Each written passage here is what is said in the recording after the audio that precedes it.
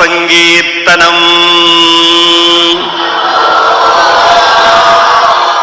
ഈ ഇടയ്ക്കുള്ള ചെയറൊക്കെ ഒന്ന് കയറിയിരിക്കും, കാരണം കുറേ പ്രായമായ ആളുകൾ നിൽക്കുന്നത് കാണുമ്പോൾ ഒരു വിഷമം.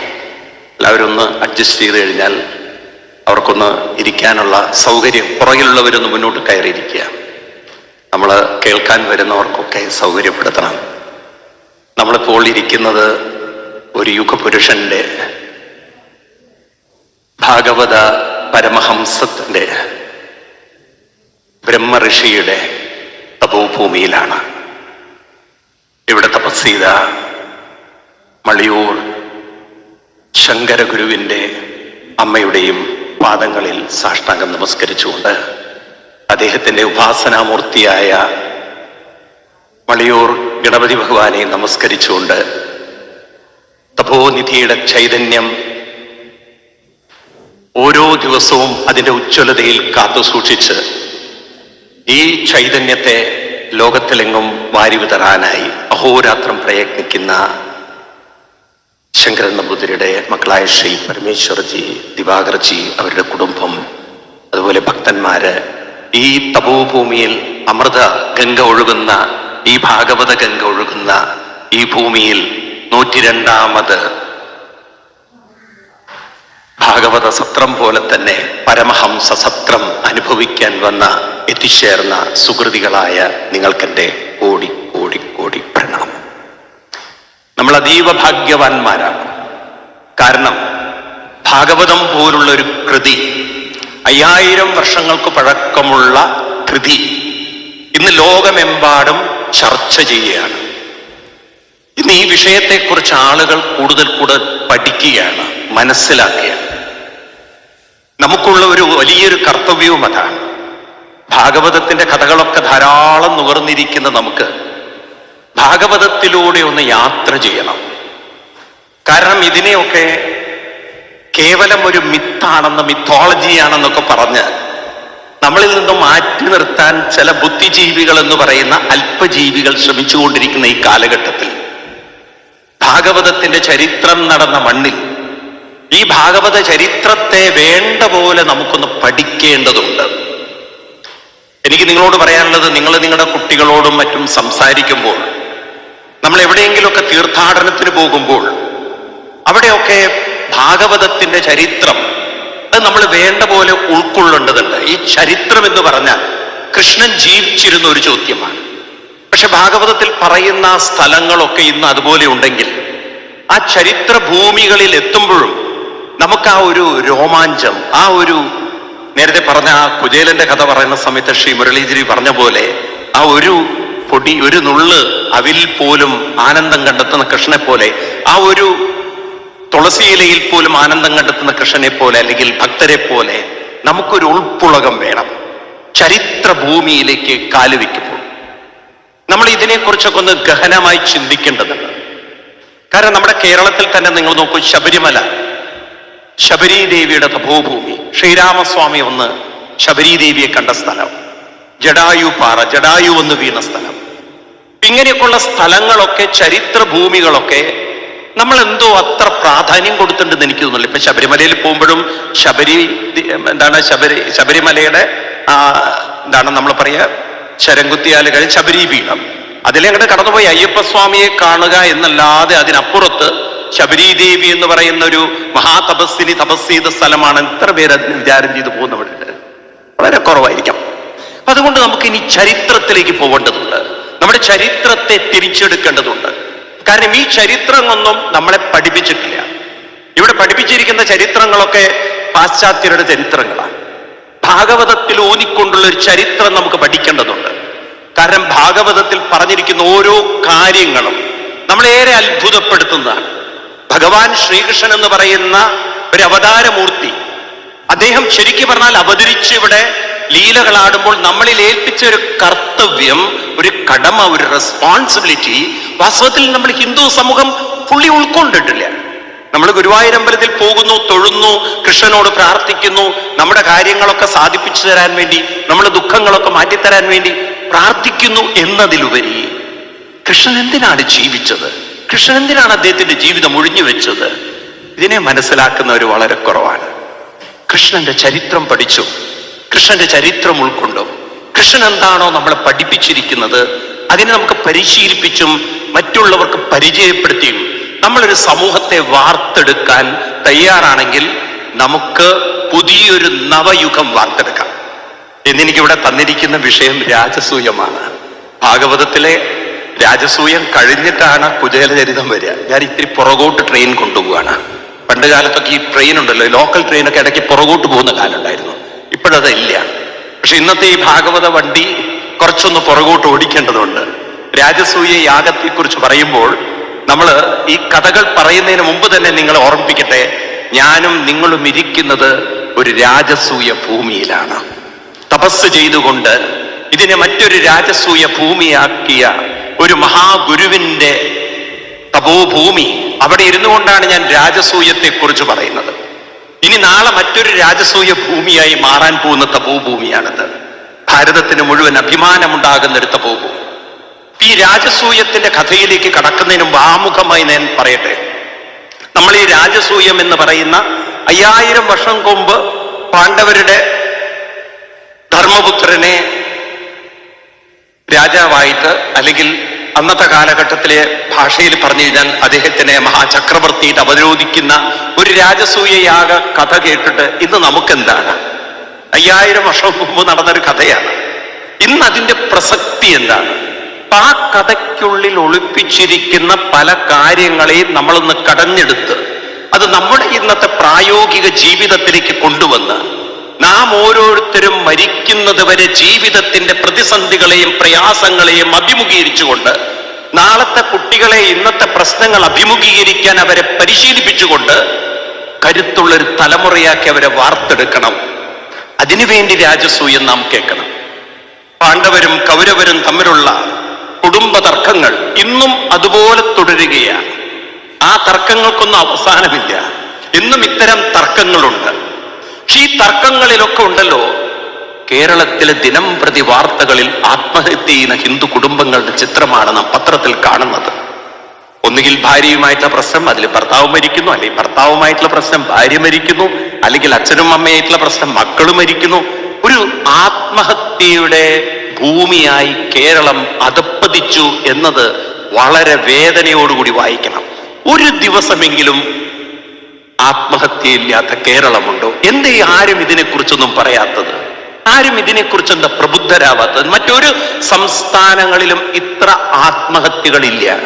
ഞാൻ തുറന്നു പറയാൻ നിങ്ങളോട്, നിങ്ങളൊക്കെ ഇതിനെതിരെ പ്രതികരിക്കേണ്ടതുണ്ട്. വേണോ വേണ്ടയോ? ഇതൊന്നും വേണ്ടാത്തത് വേണോ വേണ്ടയോ? നോക്കൂ, എത്ര കുട്ടികളാണ്, എത്ര പേരാണ് ആത്മഹത്യ ചെയ്യുന്നത്? ആരാ ഒന്നും മിണ്ടാത്തതിനെ കുറിച്ച്? ഇതൊക്കെ ഒരു സ്വാഭാവികമായി നടക്കുന്ന രീതിയിലാണ് ഇവിടെ ചിത്രീകരിക്കുന്നത്. അതെന്തുകൊണ്ട് ഇത്തരം ആത്മഹത്യകൾ എന്ന് ചോദിച്ചു കഴിഞ്ഞാൽ, എവിടെയോ നമ്മുടെ ഹിന്ദു സംസ്കൃതി നമ്മുടെ തലമുറകളിലേക്ക് വേണ്ട വിധത്തിൽ പകർന്നു കൊടുക്കാൻ നമുക്ക് സാധിച്ചിട്ടില്ല. ആ ഹിന്ദു സംസ്കൃതി നമ്മൾ പകർന്നു കൊടുത്തിരുന്നെങ്കിൽ പ്രതിസന്ധികളെ നമുക്ക് തരണം ചെയ്യാൻ സാധിക്കുമായിരുന്നു. പ്രതിസന്ധികളില്ലാത്ത ജീവിതമല്ല ജീവിതം. ഏത് ജീവിതത്തിലും അതിൻ്റെതായിട്ടുള്ള പ്രശ്നങ്ങളും പ്രയാസങ്ങളും ബുദ്ധിമുട്ടുകളുമുണ്ട്. പക്ഷെ ആ ജീവിതത്തിന്റെ പ്രശ്നങ്ങളെ നമുക്ക് അഭിമുഖീകരിക്കാൻ, അതിനെ തരണം ചെയ്യാനുള്ള ആത്മബലം നമ്മുടെ ഓരോരുത്തരും ഉള്ളിലുണ്ട്. പക്ഷെ അത് നമ്മൾ വളർത്തിയെടുത്തില്ല. സ്കൂളുകളിൽ കുട്ടികൾ ക്ലാസ്സിൽ പഠിക്കും, nothing can be created, nothing can be destroyed. അതായത് ഊർജത്തെ നിങ്ങൾക്ക് ഉണ്ടാക്കാനും സാധ്യമല്ല, ഊർജത്തെ നശിപ്പിക്കാനും സാധ്യമല്ല. That means what ever is existing it's ever existing. That means നമ്മുടെ ഉള്ളിൽ ഉള്ളത് എന്നും ഉണ്ട്. അങ്ങനെയാണെങ്കിൽ ഒരാൾ ദുർബലനാവാൻ പാടില്ല. കാരണം അയാളുടെ ഉള്ളിൽ ആ ശക്തി ഉണ്ട്. എല്ലാവരുടെ ഉള്ളിലും കരുത്തുണ്ട്. എന്നിട്ട് എന്തേ ആ കരുത്ത് നമ്മുടെ ജീവിതത്തിലേക്ക് വരാത്തത്? എന്തേ ആ കരുത്ത് നമുക്ക് ജീവിതത്തിലേക്ക് കൊണ്ടുവരാൻ പറ്റാത്തത്? അതിനെ വേണ്ട പോലെ നമ്മൾ പോഷിപ്പിച്ചിട്ടില്ലെങ്കിൽ, അതിനെ വേണ്ട പോലെ നമ്മൾ വികസിപ്പിച്ചെടുത്തില്ലെങ്കിൽ ആ ഊർജം ഉണ്ടായിട്ടും കാര്യമില്ല. ഇന്ന് നമ്മൾ ഊർജം, എനർജി, ശക്തി അതിനെ പല രൂപത്തിൽ ഉപയോഗിക്കുന്നവരാണ്. സോളാർ എനർജി, സോളാർ പാനലുകളിലൂടെ കണ്ടെത്തുന്നവരാണ്. കാറ്റിലൂടെ എനർജി കണ്ടെത്തുന്നു. ഇന്ന് പുതിയ പുതിയ പുതിയ ന്യൂ എനർജിയുടെ ഒരു ലോകത്തിലേക്കാണ് നമ്മൾ കടന്നുകൊണ്ടിരിക്കുന്നത്. ഇപ്പം തന്നെ നമ്മൾ കാണുന്നുണ്ടല്ലോ അത്. അങ്ങനെയെങ്കിൽ നമ്മളിലുള്ള ഒരു ശക്തിയെ, ദൈവീകമായ ശക്തിയെ നമ്മൾ വളർത്തിയെടുക്കണ്ടേ, വികസിപ്പിച്ചെടുക്കണ്ടേ? വേണോ വേണ്ടയോ? വേണോ വേണ്ടയോ? ദുർബലരായി ജീവിക്കാനാണോ നാം ഇവിടെ വന്നത്? ആണോ? പിന്നെ എന്തേ ഹിന്ദു ദുർബലരായി പോയത്? എന്ത് ഹിന്ദുവിനാ കരുത്തില്ലാതെ പോയത്? കാരണം ഇത്തരം കഥകളിൽ നിന്നും ഈ ശക്തിയെ നമുക്ക് കടഞ്ഞെടുക്കേണ്ടതുണ്ട്. പാലാഴി മഥനത്തിൽ എപ്രകാരമാണ് അമൃതം കടഞ്ഞെടുത്തത്, അതുപോലെ ഇന്ന് നമ്മൾ മറ്റൊരു അമൃത മഥനത്തിലാണ്. ഇത്തരം ഭാഗവത സത്രങ്ങളും അതുപോലെ തന്നെ തപസ്സയായ വള്ളിയൂരൊക്കെ നമുക്ക് പറഞ്ഞു തന്നതും നമ്മളെ ഉദ്ബോധിപ്പിച്ചതും നമ്മളെ നടത്തിക്കൊണ്ടുപോയതും ഈ ശക്തി കണ്ടെത്താനാണ്, ഈ സത്യം ഉള്ളിൽ കണ്ടെത്താനാണ്. അതുകൊണ്ട് ഇവിടെ നിന്ന് പോകുന്ന ഓരോ ഹിന്ദുവും ഓരോ വ്യക്തിയും ഉള്ളിൽ ഉറപ്പിച്ചുകൊണ്ട് പറയണം, എൻ്റെ ജീവിതം ഇന്നലെ വരെ ആയതായിരിക്കില്ല നാളെ എൻ്റെ ജീവിതം. ഞാനും ഒരു രാജസൂയം ആഘോഷിക്കാൻ പോവുകയാണ്. ഇന്ന് നമ്മളിവിടെ രാജസൂയം ചർച്ച ചെയ്യുമ്പോൾ നിങ്ങളുടെ ഓരോരുത്തരുടെയും ജീവിതം രാജസൂയമാക്കി മാറ്റാൻ നിങ്ങൾ തയ്യാറുണ്ടെങ്കിൽ ഇന്ന് ഞാനിവിടെ ചെയ്യുന്ന പ്രഭാഷണത്തിന് ഇന്ന് അതിന് എന്താ പറയുക വിജയമുണ്ട്, അല്ലെങ്കിൽ അതിന് കാര്യമുണ്ട്. അല്ലെങ്കിൽ any talk it is like no, നമ്മൾ എത്രയോ പ്രഭാഷണങ്ങൾ കേൾക്കുന്നു, എത്രയോ പ്രഭാഷണങ്ങൾ കേട്ടു പോകുന്നു. What is a use? സാധാരണ പറയാറില്ലേ, അവിടെ ഒരു സപ്താഹം ഉണ്ട്, നമുക്കൊന്ന് കേട്ട് കളഞ്ഞു പോവാന്ന്. നമുക്ക് കേട്ട് കളയാനുള്ളതാവരുത്, നമുക്ക് കേട്ട് ഉൾക്കൊള്ളാനായിരിക്കണം. നമ്മുടെ മുന്നോട്ടുള്ള ജീവിതത്തിലുള്ള ഒരു വെളിച്ചമായി, പ്രകാശമായി, കരുത്തായി ഇത്തരം പ്രഭാഷണങ്ങൾ ഇവിടെ നടന്ന് നോക്കൂ. എത്ര ഭാഗ്യമാണ് നിങ്ങൾ ചെയ്തിരിക്കുന്നത്. വള്ളിയൂരിൽ ഓരോ വർഷവും ഇങ്ങനെ പ്രഭാഷണ പരമ്പരകൾ വരുമ്പോൾ ഈ പ്രദേശത്തിലുള്ളവർ എത്ര ഭാഗ്യം ചെയ്തവരാണ്. പ്ലീസ് മൊബൈൽ ഓഫ് ചെയ്യണേ, എൻ്റെ മുന്നിൽ മുഖത്ത് എൻ്റെ ക്യാമറ വെക്കരുത്. അപ്പോ ആരും എൻ്റെ മുഖത്തേക്ക് ക്യാമറ വെക്കരുത്, പ്ലീസ് ഡിസ്റ്റർബ് ചെയ്യരുത്. വിനീതമായ റിക്വസ്റ്റ് ആണ്. റെക്കോർഡ് ചെയ്യുന്നതിന് എനിക്ക് വിരോധമില്ല, പക്ഷെ ഡിസ്റ്റർബ് ചെയ്യരുത്. അപ്പോ പറഞ്ഞു വരുന്നത്, ഭാഗവതത്തിലൂടെ നമ്മുടെ ജീവിതത്തെ മാറ്റിയെടുക്കണം. രാജസൂയ കഥയിലേക്ക് വരാം. രാജസൂയ കഥ എന്ന് പറയുന്നത് മഹാഭാരതത്തിൽ വരുന്നതാണ്. പാണ്ഡവരും കൗരവരും തമ്മിൽ പാർട്ടീഷൻ കഴിഞ്ഞു. പാണ്ഡവർക്ക് വേണ്ടി ഇന്ദ്രപ്രസ്ഥം കൊടുത്തു. ആ ഇന്ദ്രപ്രസ്ഥത്തിൽ കെട്ടിടങ്ങൾ നിർമ്മിക്കുന്നു. അങ്ങനെ ആ കാര്യങ്ങളൊക്കെ നടന്നുകൊണ്ടിരിക്കുമ്പോഴാണ് ഭഗവാൻ കൃഷ്ണന്റെ ജീവിതത്തിൽ ഒരു ദിവസം രാവിലെ അദ്ദേഹത്തിന്റെ ദൈനംദിന കാര്യങ്ങളൊക്കെ കഴിഞ്ഞിരിക്കുമ്പോൾ ഒരു ദൂതൻ വന്ന് പറയുന്നു, ഞാൻ ജരാസന്ധന്റെ കസ്റ്റഡിയിൽപ്പെട്ട കുറെ രാജാക്കന്മാരെ മോചിപ്പിക്കുന്നതിന് വേണ്ടി അങ്ങയോട് ദൂതിന് വേണ്ടി വന്നിരിക്കുകയാണ്. അതുകൊണ്ട് അമ്മ മുകളിലിരിക്കും, അമ്മേ പ്ലീസ്, വിചാരിച്ച് മുകളിലിരിക്കും അമ്മ.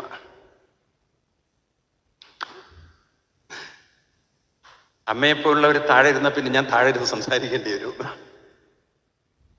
അപ്പോ ദൈനംദിന ജീവിതത്തില് കൃഷ്ണന്റെ കാര്യങ്ങളൊക്കെ കഴിഞ്ഞ് വന്ന് ഇരിക്കുമ്പോഴാണ് ഈ ദൂതൻ വന്ന് പറയണത്, ജരാസന്ധൻ 24,000-ഓളം രാജാക്കന്മാരെ കസ്റ്റഡിയിൽ വെച്ചിരിക്കുന്നു, അവരെ ഒന്ന് മോചിപ്പിക്കണം ഭഗവാനെ. അപ്പൊ ഭഗവാൻ അതിങ്ങനെ കേട്ടുകൊണ്ടിരിക്കുമ്പോഴാണ് മറ്റൊരു മഹത് വ്യക്തിത്വം വരുന്നത്, നാരദ മഹർഷി. ഭഗവാൻ ഉടനെ സാഷ്ടാംഗം നമസ്കരിച്ചു, അദ്ദേഹത്തിന് വിധിപൂർവ്വം സ്വീകരിച്ചു. നാരദ മഹർഷിയോട് കുശലങ്ങളൊക്കെ ചോദിച്ചു. നാരദ മഹർഷിയോട് ചോദിച്ചപ്പോൾ പറഞ്ഞു, ഞാൻ വന്നിരിക്കുന്നത് അങ്ങേക്കറിയാം, പാണ്ഡവരുടെ ഇന്ദ്രപ്രസ്ഥമെല്ലാം പൂർണ്ണമായി.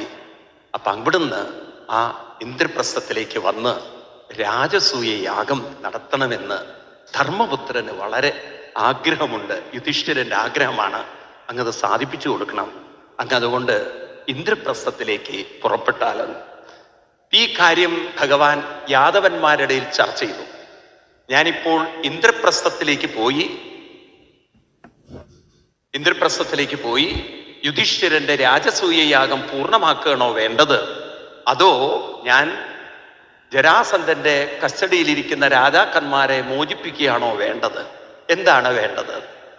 ഇത് കേട്ടപ്പോൾ യാദവന്മാര് പറഞ്ഞു, ഭഗവാനെ, ഒരാൾ അഭയം തേടിക്കഴിഞ്ഞാൽ അവരെയല്ലേ ആദ്യം രക്ഷിക്കേണ്ടത്. അതുകൊണ്ട് ജരാസന്ധന്റെ കീഴിലുള്ള അദ്ദേഹം കസ്റ്റഡിയിൽ വെച്ചിരിക്കുന്ന രാജാക്കന്മാരെ മോചിപ്പിക്കലല്ലേ അങ്ങ് ഏറ്റവും വലിയ കാര്യം ചെയ്യേണ്ടത്.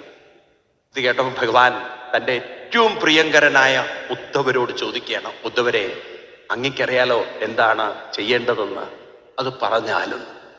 ഭഗവാൻ കൃഷ്ണനുണ്ടല്ലോ ഉദ്ധവരോട് ഈ കാര്യം ചർച്ച ചെയ്യുന്നത്, ഇതൊക്കെ നമുക്കൊരു വലിയ പാഠമാണ്. അതായത് ഏതൊരു കാര്യം ചർച്ച ചെയ്യുമ്പോഴാണ് ഒരു കാര്യത്തിന് വ്യക്തമായ ഉത്തരങ്ങൾ കിട്ടുന്നത്. അത് ആരോട് ചർച്ച ചെയ്യണം, എങ്ങനെ ചർച്ച ചെയ്യണം, ഇതൊക്കെ കൃഷ്ണൻ നമുക്ക് കാണിച്ചു തരികയാണ്. വാസ്തവത്തിൽ കഴിഞ്ഞ ദിവസം കേന്ദ്രത്തിന്റെ വിദേശകാര്യ മന്ത്രി പറയണ്ടായി, ലോകത്തിലെ ഏറ്റവും വലിയ നല്ല അംബാസഡേഴ്സ് ആരാണെന്ന് ചോദിച്ചു കഴിഞ്ഞാൽ ഒന്ന് ഭഗവാൻ കൃഷ്ണനും രണ്ട് ഹനുമാൻജിയുമാണ്. കൃഷ്ണനിൽ നിന്ന് നമുക്ക് ഏറെ പഠിക്കാനുണ്ടെന്ന്. ഭഗവാൻ കൃഷ്ണൻ, ഇത് ഞാൻ പറയുന്നല്ല, ഇപ്പോഴത്തെ വിദേശകാര്യമന്ത്രി പറയുന്ന വാക്കുകളാണ്. ഇന്ന് കൃഷ്ണനെ പഠിക്കുന്നത് അങ്ങനെയൊക്കെയാണ്. കൃഷ്ണൻ ഏറ്റവും ജീവിതത്തെ എങ്ങനെയാണ് കാര്യമായി വിജയത്തിലേക്ക് എത്തിക്കേണ്ടത് നമുക്ക് കാണിച്ചു തരിക. ഇത് ഞാൻ പറയുമ്പോഴല്ലോ ഇന്നത്തെ കുട്ടികൾ ശ്രദ്ധിക്കണം. നമ്മൾ ആരോട് ഇടപഴകണം, ആരിൽ നിന്ന് അഡ്വൈസ് എടുക്കണം. ഇന്ന് സത്യത്തിൽ നമ്മുടെ ഹിന്ദു സമൂഹത്തിൽ അങ്ങനെ ഇല്ലാതെയായിപ്പോയി. പണ്ടൊക്കെ നമുക്ക് ആചാര്യന്മാരുണ്ടായിരുന്നു, ഗുരുക്കന്മാരുണ്ടായിരുന്നു, അല്ലെങ്കിൽ മുത്തശ്ശന്മാരോ മുത്തശ്ശിമാരുണ്ടായിരുന്നു. ഇന്നിപ്പോ കുട്ടികൾ അവരുടെ കൂട്ടുകാരിൽ നിന്നോ മറ്റോ ഉപദേശങ്ങൾ തേടിക്കൊണ്ട് എടുക്കുന്ന തീരുമാനങ്ങൾ എപ്പോഴും അപകടകരമായി തീരുമ്പോൾ പലപ്പോഴും പല സന്ദർഭങ്ങളിൽ എന്താണ് എടുക്കേണ്ട തീരുമാനം കാണുന്നില്ലേ? സ്വീഡനിലെ 2 പേരുടെ മരണം കഴിഞ്ഞ് ഇപ്പൊ ചർച്ച നടന്നുകൊണ്ടിരിക്കുക ഡെഡ് ബോഡി കൊണ്ടുവരാൻ വേണ്ടിയിട്ട്. ആരോട് എങ്ങനെ ഡിസ്കസ് ചെയ്യണം എന്ന് പോലും അറിയാത്തൊരു തലമുറയായി. എന്നിട്ട് പിന്നെ ആത്മഹത്യയിലേക്കും അതുപോലെ മരണത്തിലേക്കും പോയിക്കൊണ്ടിരിക്കുകയാണ്. കൃഷ്ണന്റെ ഓരോ കാര്യങ്ങളും നമുക്കൊരു പാഠമാണ്. ഉദ്ധവരോട് കൃഷ്ണൻ ചോദിക്കുന്നു, കാരണം ഉദ്ധവന് അറിയാം കാര്യങ്ങൾ. ഭഗവാൻ ഉദ്ധവരെ കാണുന്ന അത്ര ഒരു ശ്രേഷ്ഠനായിട്ടാണ്. അതുകൊണ്ടാണ് ഭാഗവത്തിൽ തന്നെ പറയും ഉദ്ധവ ബുദ്ധിസത്തമ. ആ തരത്തിലുള്ള ഒരു മഹാനായ ഉദ്ധവരോട് ചോദിക്കുകയാണ്, ഉദ്ധവരെ ഞാൻ എന്താ ചെയ്യേണ്ടത്? ഉദ്ധവര് പറഞ്ഞു, ഭഗവാനെ അങ്ങേക്ക് അറിയാത്തതായിട്ടൊന്നുമില്ല, എല്ലാം അറിയുന്ന ആളാണ് എന്നോട് ചോദിക്കുന്നത്. എങ്കിലും അങ്ങേക്കറിയാമല്ലോ, രാജസൂയ യാഗം അത് പൂർണ്ണമാവണമെങ്കിൽ അതിന് ദിഗ്വിജയം വേണം. ദിഗ്വിജയം എന്ന് പറഞ്ഞാൽ കുതിരകളെ അഴിച്ചുവിടണം. ആരെങ്കിലും കുതിരകളെ കെട്ടിയിട്ടുണ്ടെങ്കിൽ അവരെ തോൽപ്പിച്ചുകൊണ്ട് എന്നിട്ട് രാജസൂയം പൂർത്തിയാവുന്നു. അങ്ങേക്കറിയാമല്ലോ, ജരാസന്ധൻ ഒരിക്കലും കുതിരകളെ പോവാൻ അനുവദിക്കില്ല, കുതിരകളെ കെട്ടിയിടുന്നു. അതുകൊണ്ട് രാജസൂയം പൂർണ്ണമാവണമെങ്കിൽ ജരാസന്ധൻ കുതിരകളെ തടുത്തു വെച്ചാൽ ആ ജരാസന്ധനെ യുദ്ധത്തിൽ തോൽപ്പിക്കേണ്ടതുണ്ട്. അതും അങ്ങേക്കറിയാം, ജരാസന്ധന്റെ അടുത്തേക്ക് അത്ര എളുപ്പത്തിലൊന്നും പോകാൻ സാധ്യമല്ല. ജരാസന്ധനെ തോൽപ്പിക്കാൻ അതിന് എന്താ വഴി എന്നുള്ളത് അങ്ങേക്കറിയാം. ബ്രാഹ്മണ വേഷം കെട്ടി ഭീമസേനനെയും കൊണ്ടുപോകൂ. ബാക്കി അങ്ങേക്കറിയാവുന്നതാണല്ലോ, രാജസൂയവും പൂർണ്ണമാക്കി വരാൻ പറ്റുന്ന. ഭഗവാൻ തൊഴുതുപോയി. അപ്പോൾ ഭീമസേനനെ കൊണ്ട് ജരാസന്ധനെ വധിക്കേണ്ട കാര്യവും അതേപോലെ തന്നെ രാജസൂയം പൂർണ്ണമാക്കി വരാൻ പറ്റുന്ന കാര്യങ്ങളൊക്കെ ഉദ്ധവർ വിശദീകരിക്കുമ്പോൾ നമ്മുടെ നാടൻ ഭാഷയിൽ പറയും, ഒരു വെടിക്ക് 2 പക്ഷി, ഒരു വെടിക്ക് 2 പക്ഷി. എന്തൊരു മനോഹരമായിട്ടാണ് ആ ഉദ്ധവരത് പറഞ്ഞു കൊടുക്കുന്നത്. ഇതിനുവേണ്ടി ചർച്ചയാണ്. വാസ്തവത്തിൽ നമ്മുടെ കേരളത്തിലൊക്കെ സംഭവിച്ചിരിക്കുന്നത് അറിയോ? ഒരു ഗുരുത്വമില്ലാത്ത മണ്ണായി മാറി. ഗുരുത്വമില്ലാത്ത മണ്ണായി മാറി. ഉള്ള പണം മുഴുവൻ നശിപ്പിച്ച് ഒരാൾക്കും പുരോഗതിയില്ലാതെ നാടിൻ്റെ പോക്കൊന്ന് മുതിർന്നവരൊക്കെ ഒന്ന് കാണണം. സാമ്പത്തികമായും പിന്നോട്ട്, ആത്മഹത്യയിൽ മുന്നോട്ട്, എല്ലാം പിന്നോട്ട്. കുറെ എണ്ണം ഹോട്ടലുകളിൽ പോയി അളിഞ്ഞത് കഴിച്ച് മരിച്ചിട്ട് ഇവിടെ അന്വേഷണം പോലും ഉള്ളൂ. എന്തൊരു അധപ്പതനമാണ് കേരളത്തിന്റെ അവസ്ഥ. ഞാനൊരു രാഷ്ട്രീയം പറയല്ല, ഞാൻ പറഞ്ഞു വരുന്നത് നമ്മുടെ ചിരപുരാതനമായൊരു സംസ്കൃതിയിൽ നിന്ന് എത്രമാത്രം നമ്മൾ താഴോട്ട് ഇറങ്ങിപ്പോയിന്നാണ്. ഹിന്ദു ഒന്ന് ഉണർന്നു കഴിഞ്ഞാൽ, ഹിന്ദു ഉറങ്ങിക്കിടക്കുകയാണ്, ഒന്നുണർന്നു കഴിഞ്ഞാൽ ഈ ഭാരതം മാറി, കേരളം മാറി.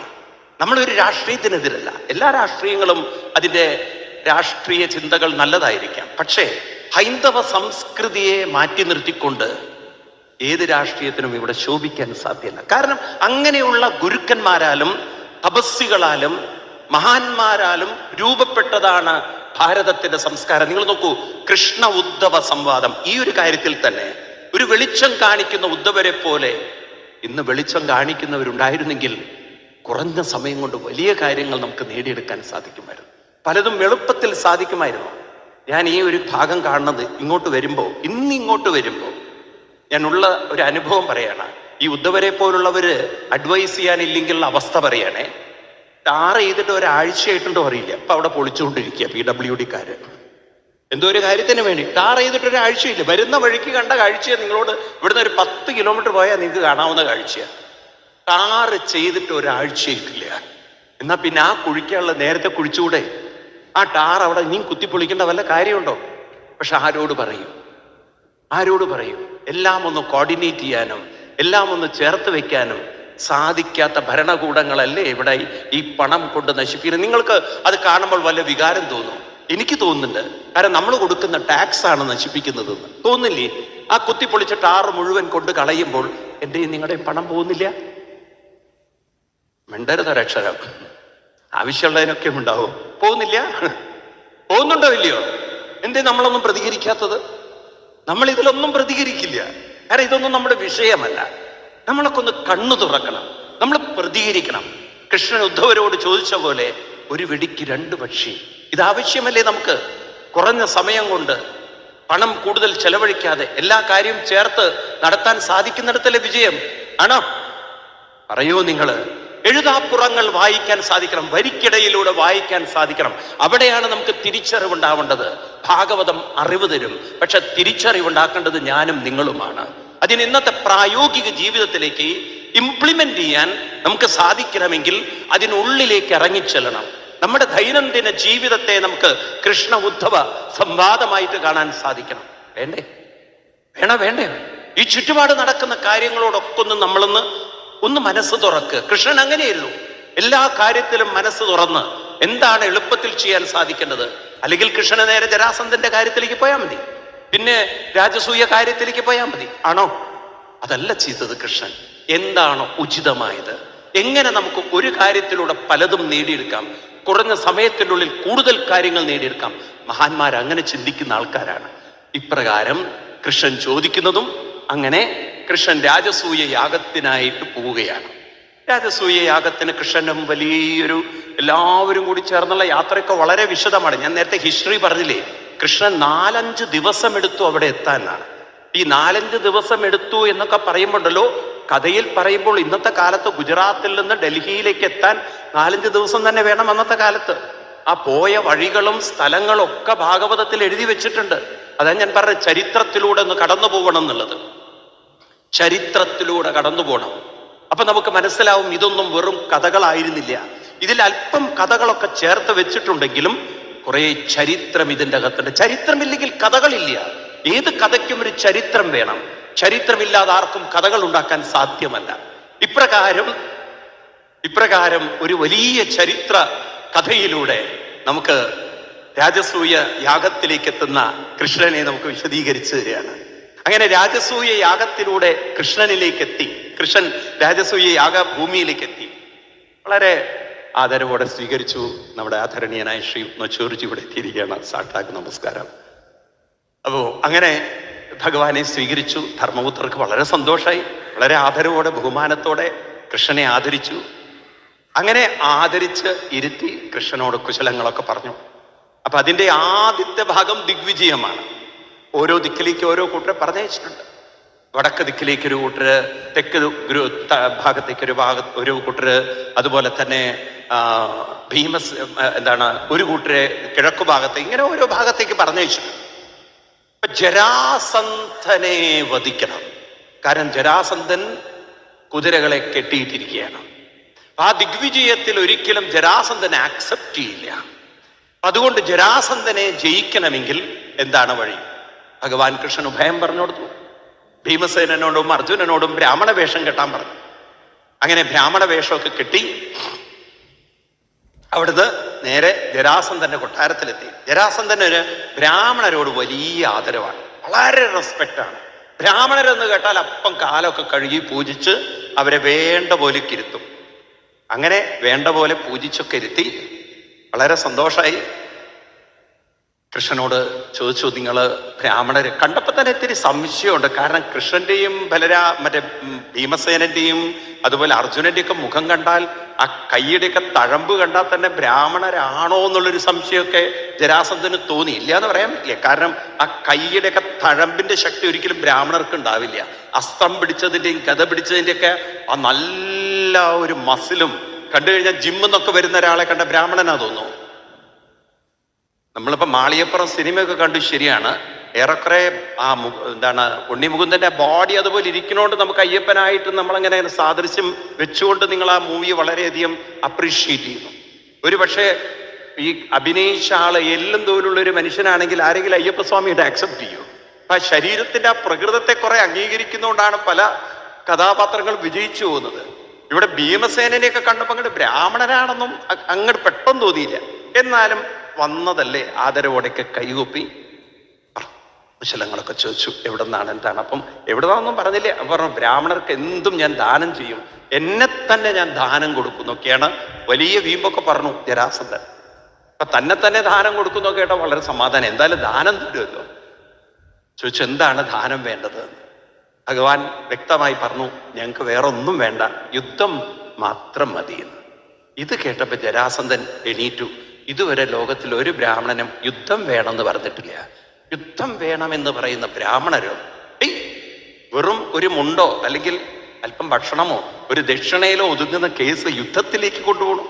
യുദ്ധം വേണമെന്നോ? ബ്രാഹ്മണന്മാരെന്ന് പറയുന്നവരുടെ കണ്ണുകളിലേക്ക് നോക്കി, നിങ്ങൾ ബ്രാഹ്മണർ തന്നെയാണോ? എന്താണ് യുദ്ധം? നിങ്ങൾക്ക് എന്തിനാണ് യുദ്ധം? ഉടനെ ഭഗവാൻ പറഞ്ഞു, ഈ തടിച്ച ആളുണ്ടല്ലോ, അത് വൃക്കോദരൻ, എൻ്റെ ജ്യേഷ്ഠതുല്യൻ ഭീമസേനനാണ്, ബ്രാഹ്മണനല്ല. അപ്പുറത്ത് നിൽക്കുന്നവൻ അർജുനൻ ഒട്ടും ബ്രാഹ്മണനല്ല. പിന്നെ നമ്മൾ തമ്മിൽ പരിചയമുണ്ടേ, 16 തവണ ഏറ്റുമുട്ടി, അങ്ങ് തോറ്റു, 17ാമത്തെ തവണ ഞാനും തോറ്റു എന്ന് പറഞ്ഞാൽ കള്ളത്തരാണ്, എന്നാലും നമുക്ക് മുഖാമുഖം പരിചയമുണ്ട്.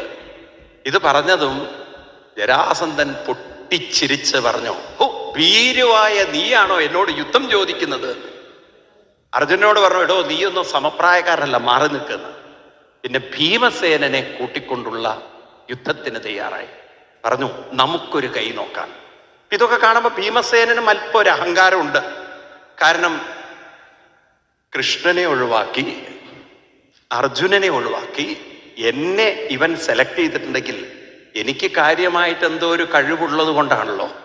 ഈ ഇല്ലാത്ത കഴിവ് ചിലപ്പോൾ നമുക്കവിടെ തോന്നുമ്പോണ്ടല്ലോ. അങ്ങനെയാണ് പല ഈ ഡോക്ടറേറ്റുകളും പലരും എടുക്കുന്നത്, മനസ്സിലായില്ലേ? പല കുലകളും വാഴക്കുലകളൊക്കെ ആവുന്നത് എവിടെ നിന്നൊക്കെയോ ചില അറിവുകൾ മനുഷ്യര് ഉണ്ടാക്കിയെടുക്കുമ്പോഴുണ്ടാവുന്ന പ്രശ്നമാണ്. ഞാൻ ആരെയും കുറ്റപ്പെടുത്തുകയല്ല. കേരളത്തിലെ ഒട്ടുമുക്കാലും PhD ഒക്കെ എടുത്ത് നോക്കിക്കഴിഞ്ഞാൽ പലപ്പോഴും അതൊക്കെ ഒഴിവാക്കേണ്ട PhDകളായി തോന്നുന്നാണ് പറയണത്. ഇപ്പം എന്തോ നമ്മുടെയൊക്കെ കേരളീയർ പ്രബുദ്ധരായതുകൊണ്ടും പിന്നെ ആ പുസ്തകം ജന്മാന്തരം തുറന്നു നോക്കാത്തതുകൊണ്ടും അവരെ PhD ഒക്കെ അങ്ങനെ സക്സസ്ഫുള്ളി അവരങ്ങനെ നിലനിർത്തുകയാണ്. ഇതുവരെ ഒരാൾ എഴുതിയ PhDയും ഇതുവരെ ഒരാളും നോക്കിയിട്ടുണ്ടോ എന്ന് എനിക്കറിയില്ല. ഞാൻ നോക്കിയിട്ടില്ല. ഇപ്പോഴുള്ളവരുടെ ഒക്കെ ഒട്ടും നോക്കാറില്ല. അതിന് അവരെന്താ എഴുതി വെച്ചു എന്ന് പോലും നമുക്ക് മനസ്സിലാവില്ല. ഏതായാലും സത്യം പരം ധീമഹി എന്ന വാക്കിന് വളരെ അർത്ഥമുണ്ട്. ഭാരത ഋഷിവര്യന്മാർ പറഞ്ഞ സത്യമേവ ജയതേ എന്ന് പറഞ്ഞ വളരെ സത്യമാണ്. കാരണം പല സത്യങ്ങളും എന്തെങ്കിലും തുറന്നു വരും, പുറത്തു വരും. ഇപ്പൊ നമ്മൾ കണ്ടുകൊണ്ടിരിക്കുകയാണ്. ഇതുപോലെ ഇവിടെ ജരാസന്ധന്റെ മുന്നിൽ ഭീമസേനൻ നിൽക്കുമ്പോൾ ഭീമസേനൻ ഒരു വിചാരം, എനിക്ക് അത്യപൂർവമായ അത്ഭുതകരമായ ഒരു ശക്തി, ഇവർക്കൊന്നും ഇല്ലാത്തതായൊരു ശക്തി എനിക്കുള്ളത് കൊണ്ടാണ് ജരാസന്ധൻ എന്നെ തന്നെ യുദ്ധത്തിന് തെരഞ്ഞെടുത്തത്. ആവട്ടെ. അങ്ങനെ ഗദായുദ്ധം തുടങ്ങി. അതിഘോരമായ യുദ്ധം. ആ യുദ്ധത്തിന്റെ ഒരു പ്രത്യേകത വെച്ചാൽ 27 ദിവസം യുദ്ധം നിന്നു എന്നാണ്. രാവിലെ മുതൽ വൈകുന്നേരം വരെ അങ്ങോട്ടും ഇങ്ങോട്ടും ഇടി. അതിൻ്റെ ഇടയിൽ ഗദയൊക്കെ തകർന്നു. പിന്നെ കൈമുഷ്ടിയും ഉണ്ടായി ഇടി. ഈ ജരാസന്ധന് 2 ജോലിയായിരുന്നു. ഇടിക്കുകയും വേണം, ഭക്ഷണവും കൊടുക്കണം. ഈ ഭക്ഷണം അവിടെ തന്നെയാണ്, ജരാസന്ധന്റെ അടുത്താണ് ഭക്ഷണം. ഭക്ഷണവും ജരാസന്ധൻ കൊടുക്കണം, കിടക്കാനുള്ള സ്ഥലം കൊടുക്കണം. എന്നാലൊരു വിശ്വാസം നോക്കും നിങ്ങൾ, രാത്രി കയറി ഇടിക്കില്ല എന്നുള്ളൊരു ബോധമുണ്ടല്ലോ. അല്ലെങ്കിൽ ശത്രുപക്ഷത്ത് കിടന്നിട്ട് രാത്രി കിടക്കുമ്പോൾ എന്ത് ധൈര്യത്തിലാണ് കിടന്നുറങ്ങണത്. പക്ഷെ അന്നത്തെ കാലത്ത് ചില മര്യാദകളും ചില ധർമ്മങ്ങളും നിലനിർത്തിയിരുന്നു. യുദ്ധഭൂമിയിൽ മാത്രമേ അവരുടെ ആ ശൗര്യവും വീരവും വിദ്വേഷവും പകയൊക്കെ കാണിച്ചിരുന്നുള്ളൂ. അല്ലാതിരിക്കുമ്പോൾ അവരങ്ങനെ കൈകോർത്ത് വർത്തമാനമൊക്കെ. എനിക്കിത് പലപ്പോഴും തോന്നുന്ന രാഷ്ട്രീയക്കാരിലാണ്. ഈ ഇലക്ഷൻ വരുമ്പോൾ എന്തൊരാവേശമാണ് ഇവർക്ക്. പിന്നത് കഴിഞ്ഞാൽ അവർ കൈകോർക്കണു, പാർട്ടിയിൽ പോകുന്നു, അവിടെ പോകുന്നു, ഇവിടെ പോകുന്നു. നമ്മൾ ഈ കാണുന്നവരൊക്കെ വിഡ്ഢികളായി മാറും. ഇന്ന് കണ്ടവരല്ല പിന്നെ അവിടെ വെച്ച് നമ്മൾ കാണുമ്പോൾ വളരെ പരസ്പര സ്നേഹവും ബഹുമാനവും അവർ കണക്കിന് നല്ലതുമാണ്. നിൽക്കട്ടെ. ഏതായാലും ഇവിടെ ജരാസന്ധനും ഭീമസേനനും 10-27 ദിവസം യുദ്ധമൊക്കെ കഴിയുമ്പോൾ ഭീമസേനൻ ആദ്യമൊക്കെ കരുതിയത് ജരാസന്ധനെ പുല്ലുപോലെ പുഷ്പം പോലെ കളയാമെന്നാണ്. പക്ഷേ ദിനം പ്രതി ജരാസന്ധനല്ല തകർന്നത്. ഓരോ ദിവസം കൂടുന്തോറും ഭീമസേനന്റെ മനോബലം കുറഞ്ഞു കുറഞ്ഞു കുറഞ്ഞു. 10-27 ദിവസമായപ്പോഴേക്കും ഭീമസേനൻ കൃഷ്ണനോട് പറഞ്ഞു. കൃഷ്ണൻ ചെന്ന് രാത്രിയിൽ ഒന്ന് കയ്യും കാലൊക്കെ ഒന്ന് തൊട്ട്, ഈ ഇടി കൂടിയതല്ലേ, ഒന്ന് തലോടി കൊടുത്ത്, ഒന്ന് മസിലൊക്കെ ഒന്ന് പിടിച്ചു കൊടുത്ത്, ഒന്ന് ഇത്തിരി എന്താണ് പറയുക, അദ്ദേഹത്തിനൊരു ചെറിയൊരു മസാജൊക്കെ കൊടുത്ത് അദ്ദേഹത്തിനെ ആശ്വസിപ്പിക്കും. ഇങ്ങനെ മസാജൊക്കെ കൊടുത്ത് ആസ്വദിപ്പിക്കുന്ന സമയത്ത് ഭീമസേനൻ പൊട്ടിക്കരഞ്ഞിട്ട് പറഞ്ഞു, ഞാൻ മരിക്കുന്നു. ചോദിച്ചു, അതെങ്ങനെ ജ്യേഷ്ഠ നിങ്ങൾ മരിക്കുക? വളരെ ശക്തിമാനും കരുത്തും ധീരനും ശൂരവീര പരാക്രമേ നിങ്ങൾ മരിക്കും. ഹേയ്, അങ്ങനെ പറയരുത്, മരിക്കുന്നു. എന്താ അങ്ങനെ പറയണതെന്ന് ഞാൻ വിചാരിച്ചു. ജരാസന്ധന്റെ എല്ലുകളാണ് നുറുങ്ങുന്നതെന്ന്. പക്ഷെ അവന്റെ എല്ലല്ല, എന്റെ എല്ലാ നുറുങ്ങുന്നത് എന്ന്. ഈ ജന്മ അവനെ കൊല്ലാൻ പറ്റില്ല. നാളെ മിക്കവാറും പെട്ടി റെഡിയാക്കി കൊണ്ടുപോവാ എന്നെ എന്ന്. കോട്ടയത്താണെങ്കിൽ പെട്ടിക്ക് ഒരു ക്ഷാമവും ഇല്ല. ഇവിടെ നിന്ന് അങ്ങോട്ട് പോയാൽ പെട്ടി ഇങ്ങനെ വെച്ചിട്ടുണ്ടാവും ഇഷ്ടംമാതിരി. എന്നെ കൊണ്ടുപോവാം. കഴിഞ്ഞു. എൻ്റെ ആ എല്ലാ ബലവും ചോർന്നു, എൻ്റെ ശക്തി ചോർന്നു. കൃഷ്ണ, നാളെ എനിക്ക് ഏറ്റുമുട്ടാൻ പറ്റും തോന്നില്ല. ഭഗവാൻ ധൈര്യമായിട്ട് ഏറ്റുമുട്ടാൻ പറയുകയാണ്. ഈ ഭാഗവതത്തിലെ കഥ പറയുന്നത്, അങ്ങനെ ഏറ്റുമുട്ടുന്ന സമയത്ത് ഭഗവാൻ ഒരു കൊമ്പെടുത്ത് രണ്ടായി കീറി അങ്ങനെ താഴോട്ടിടുക. ആ രണ്ടായിട്ട് കൊമ്പ് കീറി താഴോട്ടിടുമ്പോഴാണ് ഭീമസേനന്റെ ഉള്ളിൽ പ്രകാശിക്കുന്നത്, ഇവനെ കൊല്ലാൻ മറ്റൊന്നുമല്ല വേണ്ടത്. അപ്പോഴേക്കും ഇവന്റെ കഥ ഓർമ്മ വരികയാണ്. ഇവന്റെ പിന്നിലൊരു കഥയുണ്ട്. ജരാസന്ധൻ എങ്ങനെയാണ് ജരാസന്ധനായതെന്ന്. ഈ ജരാസന്ധന്റെ അച്ഛൻ മക്കളില്ലാതെ വിഷമിച്ചിരിക്കുമ്പോൾ അങ്ങനെ അദ്ദേഹത്തിന് ഒരു മഹർഷി വര്യൻ ഒരു പഴം കൊടുക്കുകയും ഈ പഴത്തെ അദ്ദേഹത്തിന്റെ പത്നിക്ക്, പട്ടമഹിഷി ആദിത്യ പത്നിക്ക് കൊടുത്തു. ഒരുപക്ഷെ രാമായണം വായിച്ച ആവേശത്തിലായിരിക്കാം അതിനെ പകുത്ത് രണ്ടായി കൊടുത്തു. ഈ പത്നിമാര് രണ്ടുപേരും, രണ്ട് ഭാര്യമാരുണ്ടായിരുന്നു. പക്ഷെ രാമായണത്തിലെ പോലെ ആയില്ല. കുട്ടികൾ വന്നപ്പം ഒരു കുട്ടി തന്നെ രണ്ടായി വന്നു. ഒന്നായ നിന്നയിഹ, ഒരു കാല് ഒരു കൈയൊക്കെ ആയിട്ട് ഒരു ഭാഗം, മറ്റൊരു കൈ മറ്റൊരു കാല് വേറൊന്ന്. ഈ രണ്ട് മാംസപിണ്ഡങ്ങളാണ് രണ്ടുപേരും പ്രസവിച്ചത്. ഈ മാംസപിണ്ഡങ്ങളെ ഇവര് കാട്ടിൽ കൊണ്ട് കളഞ്ഞു എന്നാണ് കഥ. അവിടെയും തുടിക്കുന്ന മാംസപിണ്ഡം എടുത്ത് കഴിക്കാനോ എന്തിനോ ഒരു ജര എന്ന് പറയുന്നവൾ വരുന്നു. അവൾ ഈ മാംസപിണ്ഡങ്ങളെ കണ്ടപ്പോൾ അവൾ അതിനെ ചേർത്ത് വെക്കുന്നു. ആ ചേർത്തു വെച്ച മാംസപിണ്ഡം കരയുമ്പോൾ, അതിൽ നിന്നൊരു കുട്ടിയുടെ ശബ്ദം കേൾക്കുമ്പോൾ രാജാവിന് മക്കളില്ലാത്ത കഥകൾ അറിഞ്ഞവൾ ആ മാംസപിണ്ഡം കുട്ടിയായി തീർന്നതിനെ ആ രാജാവിന് സമ്മാനിക്കുന്നു. രാജാവ് തൻ്റെ പത്നിമാർക്ക് കൊടുക്കുമ്പോഴാണ് മനസ്സിലായത്, ഈശ്വര, ഇതാണല്ലോ ഞങ്ങൾ കളഞ്ഞത് എന്നുള്ളത്. നന്നായി. ഞാൻ പലപ്പോഴും ആലോചിക്കാറുണ്ട്, ഒരുപക്ഷെ കേരളക്കാരായിരുന്നു ഇത് യോജിപ്പിക്കാൻ കൊടുത്തെങ്കിൽ, തിരിച്ചാണ് യോജിപ്പിച്ചെങ്കിൽ എന്തായിരിക്കും അവസ്ഥ? തിരിച്ചും മറിച്ചൊക്കെ യോജിപ്പിച്ച് അങ്ങനെ ഒട്ടിപ്പോയിരുന്നെങ്കിൽ എന്തായിരിക്കും അതിൻ്റെ അവസ്ഥ? ഏതായാലും തലയ്ക്കൊരു ലേശം ബോധമുള്ളവർ ഒട്ടിച്ചു വെച്ചതുകൊണ്ട് ആ കുട്ടി ജരാസന്ധനായി തീർന്നു. ചെരയാൽ സന്ധി ചെയ്ത കുട്ടിയായതുകൊണ്ടായിരിക്കാം പിൽക്കാലത്ത് അതിന് ജരാസന്ധൻ എന്ന പേര് കൊടുത്തത്. ഏതായാലും ഈ ജരാസന്ധൻ ഇങ്ങനെ ചേർത്ത് വെച്ച കുട്ടിയായതുകൊണ്ട്, ആളായതുകൊണ്ട് ഇവനെ വധിക്കണമെങ്കിൽ ചേർത്തതിനെ വേർപ്പെടുത്തണം എന്ന അറിവ് ഭീമസേനന് കിട്ടുന്നതും അങ്ങനെ ഭീമസേനൻ ജരാസന്ധനെ വധിക്കുകയാണ്. നിങ്ങൾക്കറിയാം, ഭാഗവതം ഒരു പരമഹംസ സംഹിതയാണ്. ഇതിൽ ഓരോ കഥകൾ നമ്മൾ പറയുമ്പോഴും അതിൻ്റെയൊക്കെ പിന്നിലുള്ള ആധ്യാത്മികമായ തത്വങ്ങളെ നമ്മൾ കടഞ്ഞെടുക്കേണ്ടതുണ്ട്. ഈ കഥകളൊക്കെ നമ്മളങ്ങനെ കേട്ട് പോകരുത്.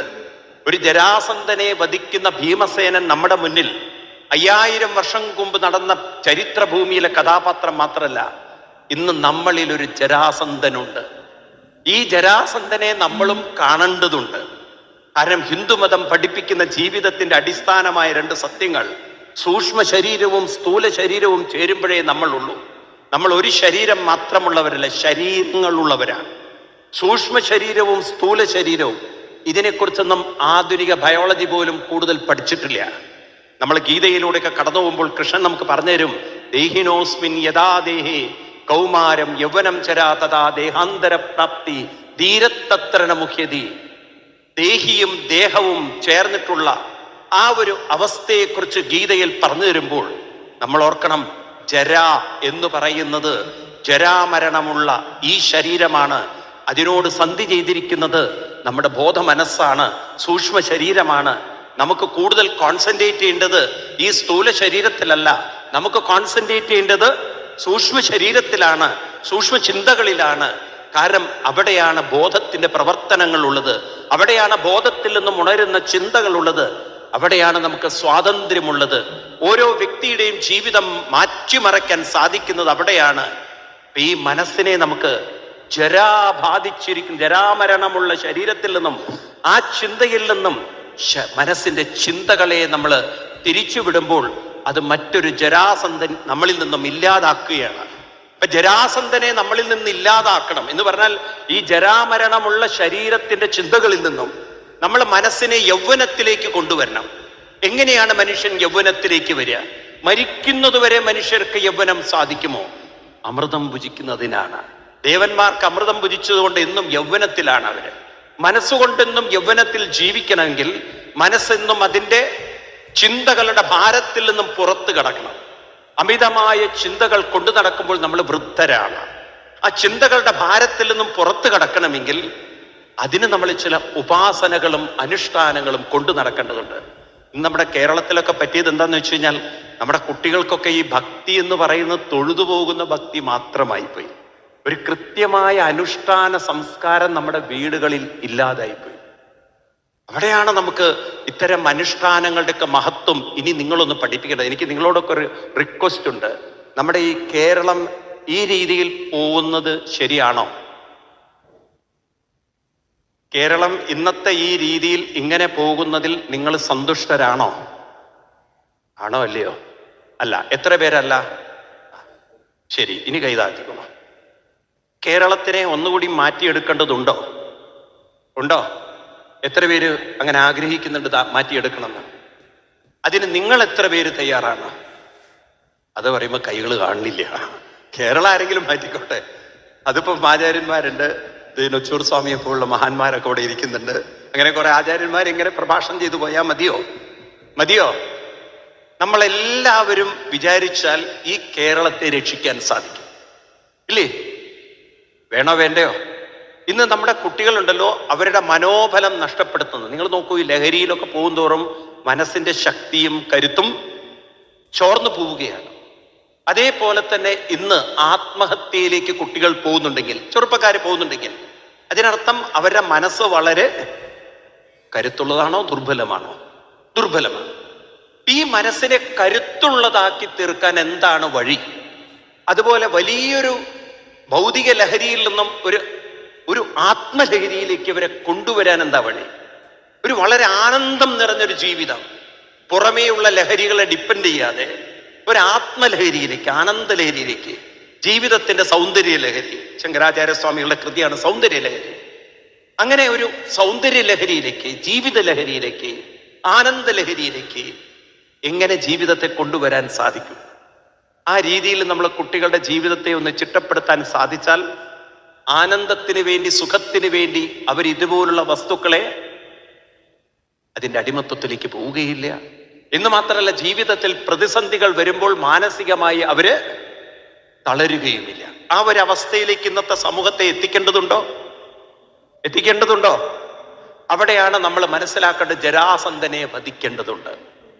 ജരാസന്ധൻ എന്ന് പറഞ്ഞാൽ ഇത്തരം ദുർബല ചിന്തകളെ നമ്മളിൽ നിന്നും മാറ്റി നിർത്തുന്നതിന്റെ പേരാണ് ജരാസന്ധൻ. അതിന് ഭീമസേനൻ വേണം.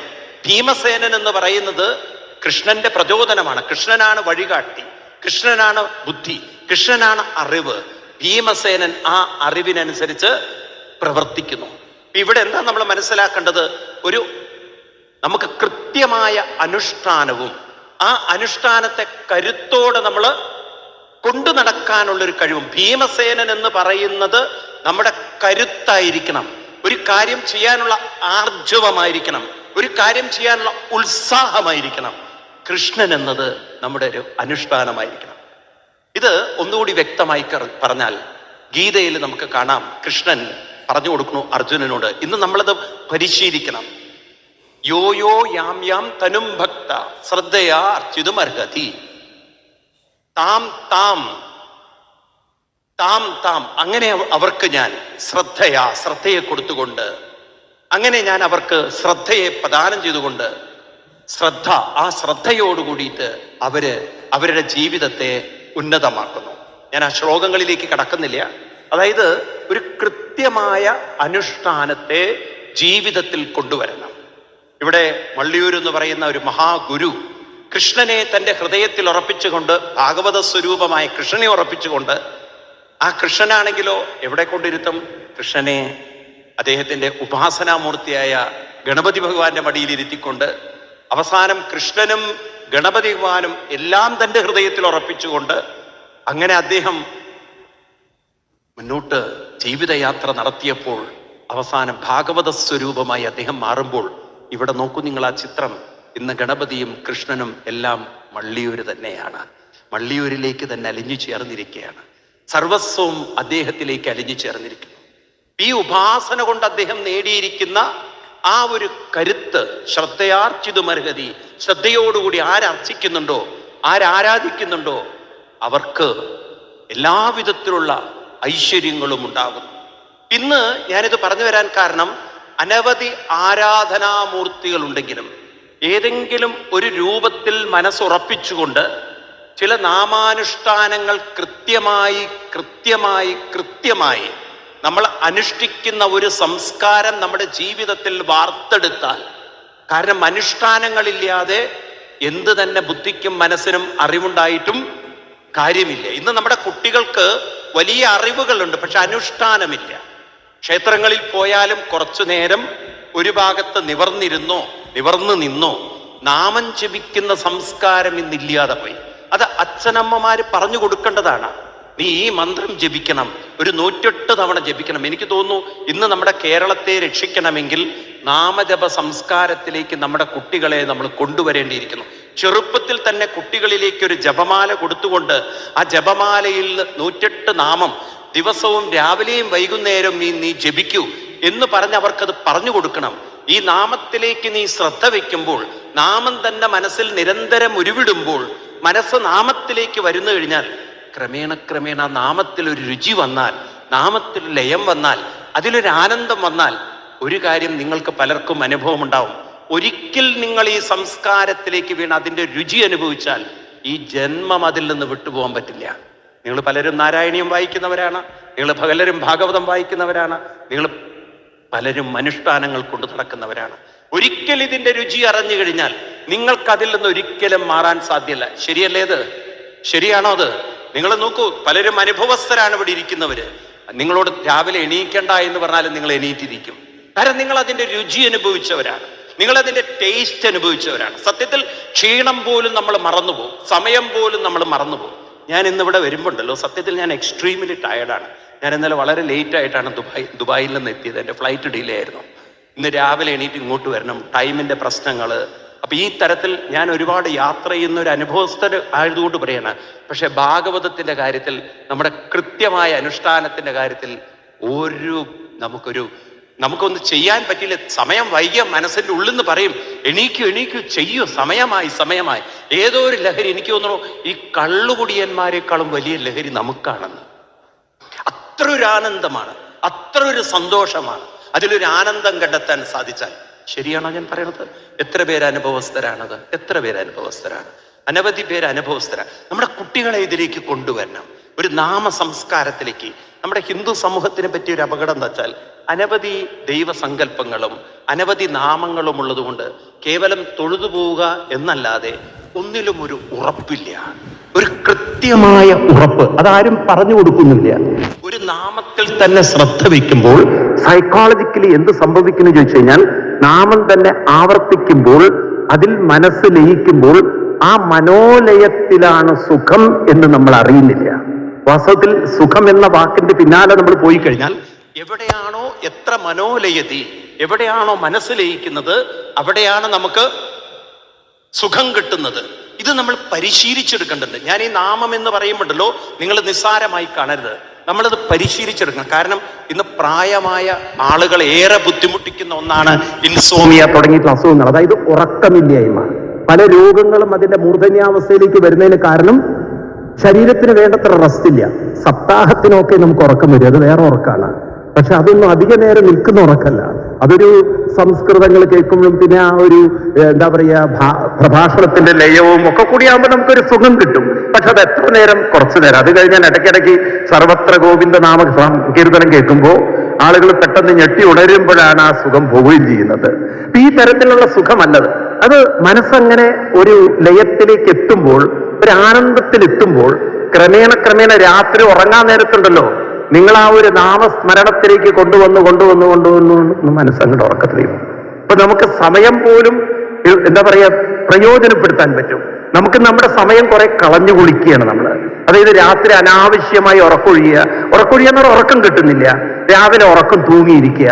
നമ്മുടെ സമയം അങ്ങനെ പാഴിലായി പോവാണ്. ഉള്ള സമയത്തെ നമുക്ക് പ്രയോജനപ്പെടുത്താൻ നമുക്ക് സാധിക്കണമെങ്കിൽ അനുഷ്ഠാനത്തിന് അതിന് വലിയ ശക്തിയുണ്ട്.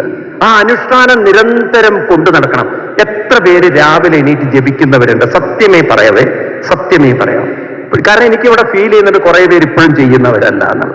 കുറെ പേര് ചെയ്യുന്നവരാണെങ്കിൽ ചെയ്യാത്തവർ ധാരാളമുണ്ട്. എന്നിട്ടാണ് നമ്മൾ നന്നാവാൻ ശ്രമിക്കുന്നത്. എവിടെയെങ്കിലും തുടക്കം വേണ്ടേ? ഒരു മാറ്റം വേണ്ടേ? വേണ്ടയോ? നമ്മൾ ആചരിക്കുന്നതാണ് മറ്റുള്ളവരോട് പറയേണ്ടത്. അതുകൊണ്ടാണ് അച്ഛനമ്മമാര് പറഞ്ഞാൽ കുട്ടികൾ കേൾക്കാത്തത്. നിങ്ങൾക്ക് നോക്കൂ, ഇന്ന് കുട്ടികൾ എന്താ അച്ഛനമ്മമാരെ പറഞ്ഞാൽ അനുസരിക്കാത്തത്? കാരണം അച്ഛനമ്മമാര് പറയുന്ന വാക്കുകൾ അവരുടെ ഹൃദയത്തിൽ തട്ടണമെങ്കിൽ, അവരെ ഉള്ളിലേക്ക് തട്ടണമെങ്കിൽ അച്ഛനമ്മമാർക്ക് അനുഷ്ഠാനം ഉണ്ടാവണം. അവർക്ക് അനുഷ്ഠാനമില്ല. അവർ കേവലം ഒരു സൈക്കോളജിക്കൽ തലത്തിലിരുന്നിട്ടാണ് സംസാരിക്കുക. സൈക്കോളജിക്കും അപ്പുറത്തൊരു സ്പിരിച്വൽ പവർ ഉണ്ട്. മനസ്സിന്റെ ഒരു ഏകാഗ്രതയുണ്ട്, മനസ്സിന്റെ ഒരു ലയമുണ്ട്. അത് പരിശീലിച്ചു നോക്കൂ. അങ്ങനെ നമ്മൾ കുട്ടികളോട് സംവദിക്കുമ്പോൾ അവർക്കത് മനസ്സിലാവും. ഒരു ക്ഷേത്രത്തിൽ പോയി ക്ഷേത്രത്തിൽ പോയാൽ പോലും കുറച്ചു നേരം ജപിക്കുന്ന സംസ്കാരം അച്ഛനമ്മമാർക്കുണ്ടോ? കുട്ടികൾ അത് പിന്തുടരും. അച്ഛനമ്മമാര് വെറുതെ തൊഴുതു പോകുന്നവരായി മക്കളും അത് തന്നെ ആചരിക്കും. ശരിക്കും പറഞ്ഞാൽ നമ്മുടെ കുട്ടികളെ വഴിതെറ്റിക്കുന്ന ആരാണ് വഴിതെറ്റിക്കുന്നത്? ക്ഷേത്രത്തിൽ പോയി ജപിക്കുന്നവർ എത്ര പേരുണ്ട്? സത്യം പറയും നിങ്ങൾ. ക്ഷേത്രങ്ങളിൽ പോയി ജപിക്കുന്നവര് എല്ലാം മുമ്പേ ഗമിച്ചിടുന്ന ഗോപുതന്റെ പിമ്പേ ഗമിക്കുമ്പോ ഗോക്കളെല്ലാം എന്ന് പറഞ്ഞ പോലെ അങ്ങനെ തൊഴുതുപോ. മാറണം. ഇതിൽ നിന്ന് നമ്മൾ മാറിയേ പറ്റുള്ളൂ. കാരണം ഇനിയുള്ളൊരു തലമുറയെ നമുക്ക് മാറ്റിയെടുക്കണമെങ്കിൽ നാം ആചരിക്കുന്നതേ അവരാചരിക്കുള്ളൂ. ആദ്യം നമുക്കൊരു വ്യക്തത വേണം. നമ്മൾ എന്താണ് ചെയ്യുന്നതെന്ന് നമുക്ക് ആ വ്യക്തതയുണ്ടെങ്കിലേ നമുക്ക് മറ്റുള്ളവർക്ക് പറഞ്ഞു കൊടുക്കാൻ സാധിക്കുള്ളൂ. ഈ പ്രഭാഷണങ്ങളൊക്കെ ഇവിടെ ചെയ്യുന്നത് കേവലം പ്രഭാഷണം കേട്ട് നിങ്ങളെ സുഖിപ്പിക്കലല്ല, നമ്മൾ കാര്യങ്ങളെ ഗ്രഹിക്കലാണ്, നമ്മൾ മനസ്സിലാക്കലാണ്. എത്രയോ 102 തവണ ഇവിടെ പ്രഭാഷണങ്ങൾ നടക്കണു. ഇനിയൊരു മാറ്റം വേണ്ടേ? നമുക്ക് വേണ്ടയോ? ഞാൻ നിങ്ങളോട് ചോദിച്ചു, കേരളത്തിന്റെ ഇപ്പോഴത്തെ അവസ്ഥ ശരിയാണോ അല്ലേ? നിങ്ങളല്ല എന്ന് പറഞ്ഞു, മാറണമെന്ന് പറഞ്ഞു. ആദ്യം ആരാ മാറേണ്ടത്? മക്കള് മാറണം. നന്നാവും നമ്മള്. മക്കളാണോ നന്നാവേണ്ടത്? ആരാ നന്നാവേണ്ടത്? നമ്മൾ നന്നാവണം. നിങ്ങൾ നല്ലവരല്ല എന്ന് ഞാൻ പറയില്ല, പക്ഷെ നമ്മളിൽ നിന്ന് തുടക്കം വേണം. നമ്മളിൽ ഒരു മാറ്റം ഉണ്ടാവണം. ഇനി മുതൽ നമ്മൾ രാവിലെ എണീറ്റ് ജപിക്കുന്നവരായി തീരണം. ഏതെങ്കിലും ഒരു മന്ത്രം, കൃഷ്ണൻ പറഞ്ഞില്ല ഇന്ന മന്ത്രം ജപിക്കാവൂ. നോക്കൂ, ഏതുപാസനയുടെ മന്ത്രം, പക്ഷെ അത് സ്ഥിരപ്പെടുത്തുക, അത് തന്നെ മനസ്സിൽ ഉറപ്പിക്കുക, അത് തന്നെ ഹൃദയത്തിൽ ഉറപ്പിക്കുക. അങ്ങനെ ഉറപ്പിച്ച് അതിൽ ലയം കാണുക. അതാണ് സുഖമെന്ന് മനസ്സിലാക്കുക. അതാണ് മനസ്സിന്റെ ആത്മസുഖം. അതിൽ തന്നെ ലയിച്ച് മനസ്സ് പരിശീലിക്കുമ്പോൾ കുറേ കഴിഞ്ഞാൽ നിങ്ങളുടെ ശ്രദ്ധ വേറെ ഒന്നിലേക്കും പോവാതെ അതിൽ തന്നെ വരുമ്പോൾ മനസ്സിലാക്കുക, ഇത് തന്നെയാണ് മനോബലവും, ഇത് തന്നെയാണ് മനസ്സിന്റെ ബലവും. കാരണം മനസ്സിനെ നിങ്ങൾ പറയുന്നിടത്ത് കൊണ്ടുവരാൻ സാധിക്കും. ശരിക്കും പറഞ്ഞാൽ ഹിന്ദു മതം എന്ന് പറയുന്നത് മുഴുവൻ മനസ്സിനുള്ള പരിശീലനമാണ്. It actually it's a training for the mind. ശനേരുപരമേത് ബുദ്ധിയാധൃതി ഹൃദയ ആത്മസംസ്തംഭനകൃത്വന കിഞ്ചിത വിനചിന്ത. എനിക്ക് തോന്നുന്നു നമ്മൾ ഭഗവത്ഗീത ഒന്ന് ആഴത്തിൽ പഠിച്ചിരുന്നെങ്കിൽ, ഭഗവത്ഗീത ശരിക്കൊന്ന് പഠിച്ച് പ്രചരിപ്പിക്കുന്നെങ്കിൽ ഈ ഭാഗവതമൊക്കെ എളുപ്പത്തിൽ നമുക്ക് മനസ്സിലാവും. കാരണം ഭഗവത്ഗീതയുടെ ഒരു സയൻസ് ഉണ്ടല്ലോ, അത് മനസ്സിന് തരുന്ന ഒരു ക്ലാരിറ്റി. അപ്പൊ നിങ്ങൾക്ക് മനസ്സിലാവും ഈ കഥകൾ എങ്ങനെയാണ് ജീവിതത്തിൽ അപ്ലൈ ചെയ്യേണ്ടതെന്ന്. നമ്മൾ ഭഗവത്ഗീത ഒന്ന് പഠിക്കാൻ ഒന്ന് ശ്രമം നടത്തണം എന്നാണ് എനിക്ക് നിങ്ങളോട് എത്ര പേര് ഭഗവത്ഗീത പഠിക്കുന്നവരുണ്ട്? കുറച്ച് നിങ്ങൾ അതിലേക്കൊന്ന് ശ്രദ്ധ വയ്ക്കൂ. നമുക്കൊരു ഗൗരവമായിട്ട് ഈ വിഷയത്തെ എടുക്കണം. കാരണം 2023 കാലുവെച്ച് 24 വരുമ്പോൾ 103ാമത് സത്രം ഇവിടെ നടക്കുമ്പോൾ, മളിയൂർ ഗുരുവിന്റെ സന്നിധിയിൽ ആ ചൈതന്യത്തിൽ ഭാഗവത വിചാരം നടക്കുമ്പോൾ, ആ സമയത്തുള്ള ഇന്ന് നമ്മൾ കേട്ട പോലെ ആവരുത് അന്ന് നമ്മൾ കേൾക്കുന്നത്. കാരണം നമുക്ക് കുറേയും കൂടി അതിന്റെ ഒരു വ്യക്തതയും ക്ലാരിറ്റിയും ദൃഢതയും. നിങ്ങളിൽ നിന്ന് വേണം 10 പേരിലേക്ക് ഈ അറിവിന്റെ പ്രകാശം പരക്കാൻ. നിങ്ങളിൽ നിന്ന് വേണം 10 പേരിലേക്ക് നമ്മുടെ ഈ ശക്തി പകർന്നു കൊടുക്കാൻ. അങ്ങനെ നമ്മൾ വിചാരിച്ചു കഴിഞ്ഞല്ലോ, ഒരു 2025 ആകുമ്പോഴേക്കും നമുക്ക് കാണാം കേരളം മറ്റൊരു കേരളമായി മാറും. നമുക്കൊരു രാജസൂയം ഇവിടെ ആഘോഷിക്കാം. ഹിന്ദുവിന്റെ രാജസൂയം, ഹിന്ദു സംസ്കൃതി ഉൾക്കൊണ്ട രാജസൂയം. ഇന്നലെ കഴിഞ്ഞ ദിവസം കേരളത്തിന്റെ ഗവർണർ പറഞ്ഞു, I am so painful, I am feeling so pain, why can't you call me Hindu? ആരെങ്കിലും കണ്ടു എന്നറിയില്ലേ ഇന്റർവ്യൂ? നിങ്ങൾക്ക് എന്തുകൊണ്ട് എന്നെ ഹിന്ദു എന്ന് വിളിച്ചുകൂടാ? അദ്ദേഹം ചോദിക്കുകയാണ്, ഞാൻ മുസ്ലിമായിട്ട് നിങ്ങൾ എന്നെ കാണണ്ട, geographically I am a Hindu, why can't you call me Hindu എന്ന്. It's so proud. നമ്മൾ അഭിമാനിക്കണ്ടേ? ഇതുപോലെ ഈ ഭാരതത്തിലുള്ളവരെല്ലാം ഹിന്ദുക്കളായി, ഹിന്ദു സംസ്കൃതി ഉള്ളവരായി നമുക്ക് മാറ്റിയെടുക്കാൻ സാധിക്കണ്ടേ? നാളെ ഈ കേരളം ഒരു ആത്മഹത്യയുടെ മണ്ണാവരുതെന്ന് ആഗ്രഹിക്കുന്നുവെങ്കിൽ ഈ കേരളം ഒരു ഹിന്ദുവിന്റെ അധപ്പതന ഭൂമിയാവർ. ഹിന്ദു എന്ന് പറഞ്ഞാൽ don't take it for A Hindu sense, for every one. അങ്ങനെയുള്ളൊരു ഭൂമിയാക്കി മാറ്റിയെടുക്കണം എന്നുണ്ടെങ്കിൽ ഈ ഭാഗവതവും ഭഗവത്ഗീതയും നമുക്കൊരു പ്രചോദനമാക്കി മാറ്റണ്ടേ? വേണോ വേണ്ടയോ? ആര് പകർന്നു കൊടുക്കും? ഗവൺമെന്റ് ചെയ്യുമോ? നന്നായി. ഗവൺമെന്റ് ചെയ്യോ? പിന്നെ ആര് ചെയ്യണം? നിങ്ങൾ സ്വാമിമാരൊക്കെ ചെയ്തോളൂ എന്ന്. എളുപ്പമായില്ലേ? നമുക്കൊന്നും ഉത്തരവാദിത്തമില്ല. നമ്മളെല്ലാവരും ചെയ്യേണ്ടതല്ലേ? വള്ളിയൂർ അതിനല്ലേ തപസ് ചെയ്തത്? ആണോ? അദ്ദേഹത്തിന് വേണ്ടിയിട്ടാണോ തപസ് ചെയ്തത്? ആണോ? എല്ലാവരും ചെയ്യേണ്ടതല്ലേ? എത്ര പേർക്ക് ആ ബോധമുണ്ട്? എനിക്ക് എൻ്റെ സമൂഹത്തോട് ഒരു പ്രതിബദ്ധത ഉണ്ടെന്ന്, എനിക്ക് എൻ്റെ സമൂഹത്തോട് ഉത്തരവാദിത്തമുണ്ട്. എത്ര പേർക്ക് ബോധമുണ്ട്? അങ്ങനെ നമ്മൾ ചെയ്യാൻ ഒന്ന് ചിന്തിച്ചു നോക്കൂ നിങ്ങൾ. ആ ചിന്ത തന്നെ മാറ്റും കാര്യങ്ങളെ. എനിക്ക് എൻ്റെ സമൂഹത്തോട് ഒരു പ്രതിബദ്ധതയുണ്ട്, എൻ്റെ സമൂഹത്തോട് ഉത്തരവാദിത്തമുണ്ട്, എനിക്ക് എൻ്റെ സമൂഹത്തിൽ ചിലത് ചെയ്യാൻ സാധിക്കും. അങ്ങനെ ഓരോരുത്തരും വിചാരിച്ചു കഴിഞ്ഞാലല്ലോ മാറ്റിയെടുക്കാൻ സാധിക്കും. അത് തന്നെയാണ് ഭാരതത്തിന്റെ മഹത്വം. ഇവിടുത്തെ ഗുരുപരമ്പരകൾ അതാണ്. നിങ്ങൾ നോക്കൂ, ഭാഗവതം തന്നെ നോക്കൂ. ശ്രീശുക ബ്രഹ്മർഷി പറഞ്ഞ അവിടെ കൊണ്ട് തീർന്നില്ല. അത് കേട്ട ശ്രീ സൂത മഹർഷി ശൗനകാദി മഹർഷികർക്ക് പറഞ്ഞു കൊടുക്കുകയാണ്. അവിടെ കൊണ്ട് തീരുന്നില്ല, അടുത്ത പരമ്പരയിലേക്ക് പോവാണ്. ശിഷ്യേ പ്രശിഷ്യേ. അങ്ങനെ ആചാര്യന്മാരിലൂടെ അത് ഒരാചാര്യനിൽ നിന്നും മറ്റൊരാചാര്യനിലേക്ക് പകർന്നു കൊടുത്ത്. ഭാരതത്തിന്റെ പ്രത്യേകത എന്താണ്? നിങ്ങൾക്ക് ഓരോരുത്തർക്കും ആ പരമ്പരയിലെ കണ്ണികളായി ഇത് പറഞ്ഞു കൊടുക്കാനുള്ള പൂർണ്ണ സ്വാതന്ത്ര്യമുണ്ട്. ഉണ്ടോ ഇല്ലയോ?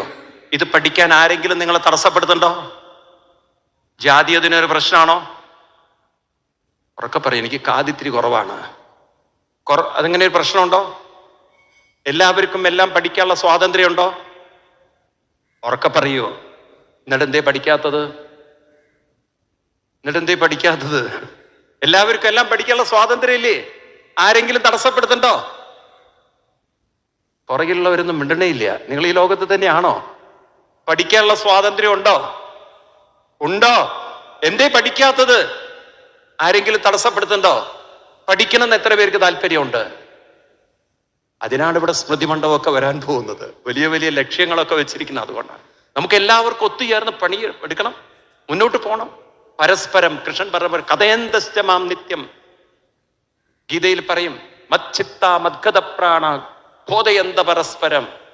അങ്ങനെ പരസ്പരം ബോധയന്ത, അങ്ങോട്ടും ഇങ്ങോട്ടും സ്മരന്ത മിഥോഗോഹരം ഹരിം ഏകാദശ സ്കന്ധത്തിൽ പറയും. അങ്ങോട്ടും ഇങ്ങോട്ടും പങ്കുവെച്ചുകൊണ്ട് മുന്നോട്ട് പോവന്നെ വേണം. നിങ്ങൾ ഓരോരുത്തരും എനിക്ക് വേണ്ടത് 10 പേർക്ക്, പ്രത്യേകിച്ച് കുട്ടികൾക്ക് ക്ലാസ് എടുക്കാൻ നിങ്ങൾ തയ്യാറാണെങ്കിൽ നമുക്ക് മാറ്റിയെടുക്കാം കേരളം. അതിന് സാധിക്കുന്ന മണ്ണാണ് ഈ മണ്ണ്. നിൽക്കട്ടെ, നമുക്ക് കഥയിലേക്ക് വീണ്ടും വരാം. ജരാസന്ധനെ വധിച്ചെടുത്താണ് നമ്മൾ പോയത്. ജരാസന്ധനെ വധിക്കുക എന്ന് പറഞ്ഞാൽ കഥയിൽ ഒരു ജരാസന്ധനെ വധിച്ചിട്ടുണ്ട്. പക്ഷെ നമ്മൾ വധിക്കേണ്ടത് നമ്മുടെ ദുർബലമായ നമ്മളെ ചിന്തകളെയാണ്. ആ ചിന്തകളിൽ നിന്ന് യൗവനയുക്ത ചിന്തയിലേക്ക് നമ്മൾ വരണം. നമ്മളിലുള്ള എല്ലാവിധത്തിലുള്ള വിഷമങ്ങളും വേദനകളും അതൊക്കെ ജരയുടെ ഭാഗമാണ്, ഈ ശരീരത്തിന്റെ ഭാഗമാണ്. അതിൽ നിന്നൊക്കെ മനസ്സിനെ മാറ്റി യൗവനയുക്തമായ ചിന്തകളിലേക്ക് വരണം. അതിന് അനുഷ്ഠാനം വേണം. അനുഷ്ഠാനത്തിന് പിടിക്കണം. ഒരു രൂപത്തെയും മന്ത്രത്തെയും ഒക്കെ മുറുകെ പിടിക്കണം. ഒരു കൃഷ്ണൻ വേണം. ആ കൃഷ്ണനെ നമ്മൾ തിരഞ്ഞെടുക്കണം. നിങ്ങൾ തിരഞ്ഞെടുത്തിട്ടുണ്ടോ ഭഗവാനെ? എത്ര പേര് തിരഞ്ഞെടുത്തിട്ടുണ്ട്? നിങ്ങൾ മഹാഭാരത കഥയിലേക്ക് കൊണ്ടുപോകാൻ ഞങ്ങളെ. മഹാഭാരത യുദ്ധം ജയിക്കണം. മഹാഭാരത യുദ്ധം ജയിക്കണം. അതിന് നമുക്ക് വലിയ ആർമി ആവശ്യമാണ്, പട്ടാള ആവശ്യമാണ്. ദുര്യോധനനും അർജുനനും കൃഷ്ണന്റെ സഹായത്തിന് വേണ്ടി പോയി. ദുര്യോധനനാണ് ആദ്യം അവിടെ എത്തിയത്. ദുര്യോധനൻ നേരെ ചെന്ന് കൃഷ്ണൻ ഇവരെയൊക്കെ കണ്ടപ്പോൾ തന്നെ കള്ളത്തരം കാണിച്ചു പോയി കിടന്നുറങ്ങി. ദുര്യോധനൻ ഒരു സ്റ്റൂളൊക്കെ എടുത്ത് കൃഷ്ണന്റെ തലയുടെ ഭാഗത്ത് പോയിട്ടിരുന്നു. കാരണം എന്താ വെച്ചാൽ പെട്ടെന്ന് തലതിരിഞ്ഞാൽ എന്നെ കാണാലോ എന്നാണ്. എന്നെ കണ്ട് കാര്യങ്ങളൊക്കെ ചോദിച്ച് വേഗം വരാം. അർജുനൻ അവിടെ എത്തി. അർജുനൻ നോക്കുമ്പോൾ ദുര്യോധനൻ ഓൾറെഡി തലയുടെ ഭാഗത്ത് സ്റ്റൂളൊക്കെ ഇട്ടിരിക്കുന്നുണ്ട്. അർജുനൻ എന്ത് ചെയ്തു വെച്ചാൽ വേറെ സ്റ്റൂൾ എടുത്ത് കൃഷ്ണന്റെ കാലിന്റെ കീഴിലിരുന്നു. നാടകമൊക്കെ ഓക്കെ, രംഗമൊക്കെ റെഡിയാണ്. കൃഷ്ണൻ പതുക്കെ കണ്ണു. ആദ്യം നിന്നെ കാണുന്ന ഓ അർജുനാണ്. അപ്പോഴേക്കും മറ്റാൾ പറഞ്ഞു ഞാനിവിടെ ഉണ്ട് എന്ന്. ഓ ദുര്യോധന വന്നിട്ട് പിന്നെ രണ്ടുപേരെയൊക്കെ കെട്ടിപ്പിടിച്ച് ആലിംഗനം ചെയ്തു. ബന്ധുക്കളാണല്ലോ അവരൊക്കെ. കുശലങ്ങളൊക്കെ വന്നത് എന്തിനാണ്? പറഞ്ഞു യുദ്ധം ഒഴിവാക്കാൻ പറ്റാത്ത വിധത്തിൽ ആസന്നമായി, നമുക്ക് സഹായം വേണം. അപ്പം ദുര്യോധനാണ് ആദ്യം പറഞ്ഞത്. ഭഗവാൻ ഇത് കേട്ടപ്പോൾ പറഞ്ഞു ഒരു കാര്യം ഞാൻ വ്യക്തമാക്കി തരാം. ഇവിടെ 2 കാര്യങ്ങളെ ഈ കാര്യത്തിൽ എനിക്ക് ചെയ്യാനുള്ളൂ. ഒന്ന്, ഞങ്ങളുടെ യാദവ സൈന്യത്തെ വേണമെങ്കിൽ ഒരു പക്ഷത്തിന് തരാം. 2, ആയുധമെടുക്കാത്ത ഞാനും. ഞാൻ ആയുധമെടുക്കില്ല, അതാദ്യമേ പറയാം. ഇതിലേത് വേണം? ഞാൻ സത്യസന്ധമായൊരു ചോദ്യം നിങ്ങളോട് ചോദിക്കണേ. നിങ്ങൾ കള്ളത്തരം പറയരുത്. ഉള്ളി തട്ടിയേ പറയൂ. പറയുന്നത് ഉള്ളി തട്ടിയിട്ടല്ലേ പറയുള്ളൂ? ഉള്ളി തട്ടിയിട്ടാണോ പറയുക? ആണോ? നുണ പറയരുത്. നുണ പറയില്ലല്ലോ. നിങ്ങളായിരുന്നു ആ സന്ദർഭത്തിൽ ആയുധമെടുക്കാത്ത കൃഷ്ണൻ ഒരു ഭാഗത്ത്, വലിയ യാദവ സൈന്യം ഒരു ഭാഗത്ത്, ആയുധമുള്ള യാദവ സൈന്യം. യുദ്ധം ജയിക്കണം നിങ്ങൾക്ക് ആഗ്രഹമുണ്ട്. നിങ്ങൾ ആരാവട്ടെ, അർജുനനാണോ ദുര്യോധനാണോ എന്നൊക്കെ വിടും. നിങ്ങൾ സത്യം പറയൂ. ഏതിലേക്കാ കണ്ണുപോവുക? നുണ പറയരുത്. നുണ പറയരുത്. ഉള്ളെന്ന് പറയണം ഉത്തരം.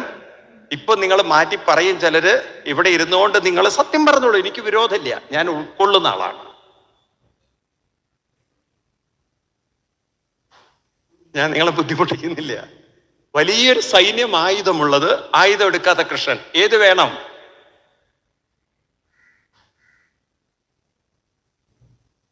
അമ്മ സത്യം പറഞ്ഞു, ആയുധമുള്ള സൈന്യം മതി എന്ന്. അല്ല, അതല്ലേ പറഞ്ഞ? എന്നാലും കണ്ണ് ഏതിലേക്കാ പോവുക? സത്യം പറയും. നിങ്ങൾ ആയുധമുള്ള സൈന്യത്തിലേക്ക് പോവോ, ആയുധമെടുക്കാതെ കൃഷ്ണനിലേക്ക് പോവോ? നിങ്ങളായിരുന്നു ആ പ്രതിസന്ധിയിലെങ്കിൽ നിങ്ങൾ എന്താ ചെയ്യുക? ഈ ചോദ്യം നിങ്ങൾ ആയുധമില്ലാത്ത ആയുധം ഒരു കൺഫ്യൂഷൻ ഉണ്ടാവുമോ? ഉണ്ടാവോ ഇല്ലയോ? ഉറക്കെ പറയൂ. ഉണ്ടാവില്ല. ഇപ്പൊ നിങ്ങൾ മാറ്റി പറയുകയാണ്. കാരണം കഥ നിങ്ങൾക്ക് അറിയുന്നത് കൊണ്ടും പിന്നെ നിങ്ങൾ അങ്ങനത്തെ ഒരു അവസ്ഥയിൽ ഇരിക്കാത്തത് കൊണ്ടും. അങ്ങനെ ഒരു അവസ്ഥയിലിരിക്കാത്ത, വളരെ സാമ്പത്തികമായി ബുദ്ധിമുട്ടി നിൽക്കുന്ന ഒരു സമയത്ത്, വളരെയധികം വിഷമിരിക്കുന്ന സമയത്ത്, ഒരു വശത്ത് പണം തരാത്ത കൃഷ്ണനും വേറൊരു ഭാഗത്ത് പണം തരാൻ വേറൊരാളും, നിങ്ങൾ ആരുടെ കൂടെ പോവും? അത് ശരി, അത് വേറെ കാര്യം. വളരെ സാമ്പത്തികമായിട്ട് മുട്ടി നിൽക്കുന്ന സമയത്തെ ഒരാൾ പണം തരാൻ നിൽക്കുകയാണ്. അത് അയാള് വേണ്ടാത്ത രീതിയിലൊക്കെ ഉണ്ടാക്കിയ പണമാണെങ്കിലും പണത്തിന്റെ കൂടെ പോവോ, കൃഷ്ണന്റെ കൂടെ നിൽക്കുവോ? ഇപ്പം നിങ്ങൾ ധൈര്യമായിട്ട് ഈ ഉത്തരം ഈ വേദിയിൽ നിന്ന് പറയും. പുറത്ത് വന്നിട്ട് നോക്കാം. നമുക്ക് ഇവിടെ ഇരുന്ന് എന്ത് വേണമെങ്കിൽ നമുക്ക് അങ്ങോട്ട് ഇങ്ങോട്ടൊക്കെ പറയാം. ജീവിതത്തിന്റെ യാഥാർത്ഥ്യങ്ങളായിട്ട് പൊരുത്തപ്പെടുമ്പോഴാണ് നമ്മുടെ, നേരത്തെ മുരളീജി പറഞ്ഞു, ഇവിടുന്ന് പുറത്ത് വരുമ്പോഴേ നമ്മളെ യാഥാർത്ഥ്യം അറിയുള്ളൂ എന്ന്. എനിക്ക് വളരെ ഇഷ്ടപ്പെട്ടു. സത്യതാണ്. പലപ്പോഴും നമ്മൾ ഇതുപോലെ ഇരിക്കുന്ന സമയത്ത് നമുക്ക് അറിയില്ല. അത്രയും കഷ്ടപ്പാടുകൾ വരുമ്പോൾ ഒരു ചിന്ത വരില്ലേ നമ്മുടെ ഉള്ളിൽ? അല്പം ഒരു സംശയം വരില്ലേ നമ്മുടെ ഉള്ളിൽ? ഇതാണോ ഇതല്ലേ എന്നുള്ളത് ഉണ്ടോ? അർജുനന് ഒട്ടും സംശയം വന്നില്ല.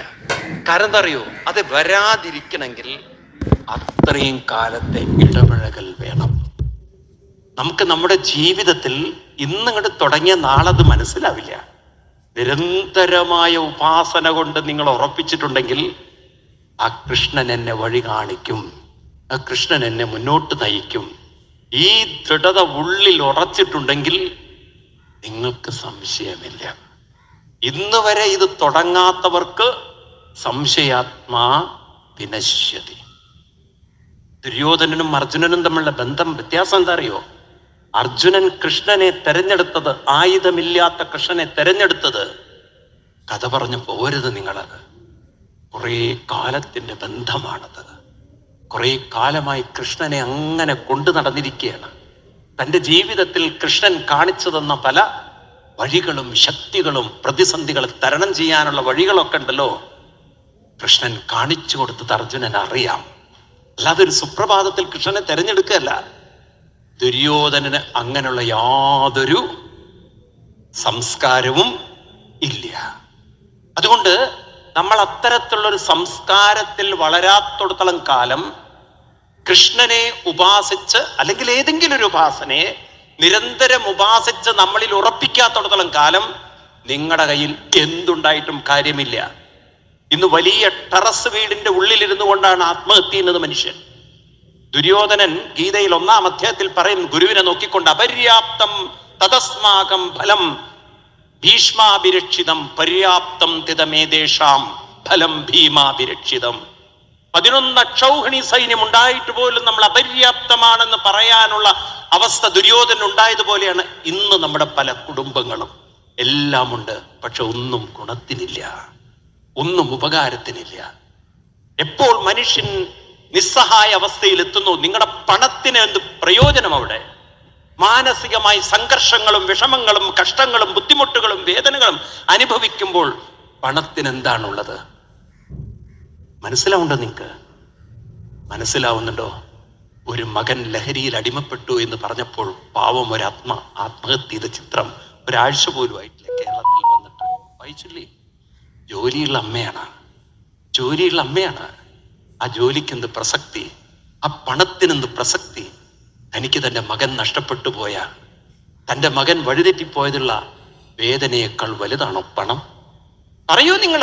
കേരളത്തിൽ നടക്കുന്ന കാര്യമല്ലേ ഞാൻ പറയണത്? മനസ്സിലാവുണ്ടോ നിങ്ങൾക്ക്? പണത്തിനേക്കാളും വലുത്. അപ്പോഴാണ് തിരിച്ചറിയേണ്ടത്, കൊടുക്കേണ്ടതെന്തോ കൊടുത്തിട്ടില്ല. അങ്ങനെയാണ് മകൻ വഴിതെറ്റിപ്പോയത്. നമുക്ക് അവിടെയാണ് ഭാഗവതമൊക്കെ പഠിക്കേണ്ടത്. സുനീതി അമ്മയെ പോലെ, പ്രഹ്ലാദന് ജന്മം കൊടുത്ത കയാതുവിനെ പോലെ നമുക്കായി തീരേണ്ടതില്ലേ?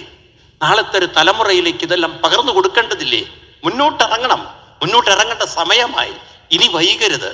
കാരണം കേരളം അത്രയും അപകടത്തിലേക്ക് പോയിക്കൊണ്ടിരിക്കുകയാണ്. ആണോ അല്ലയോ?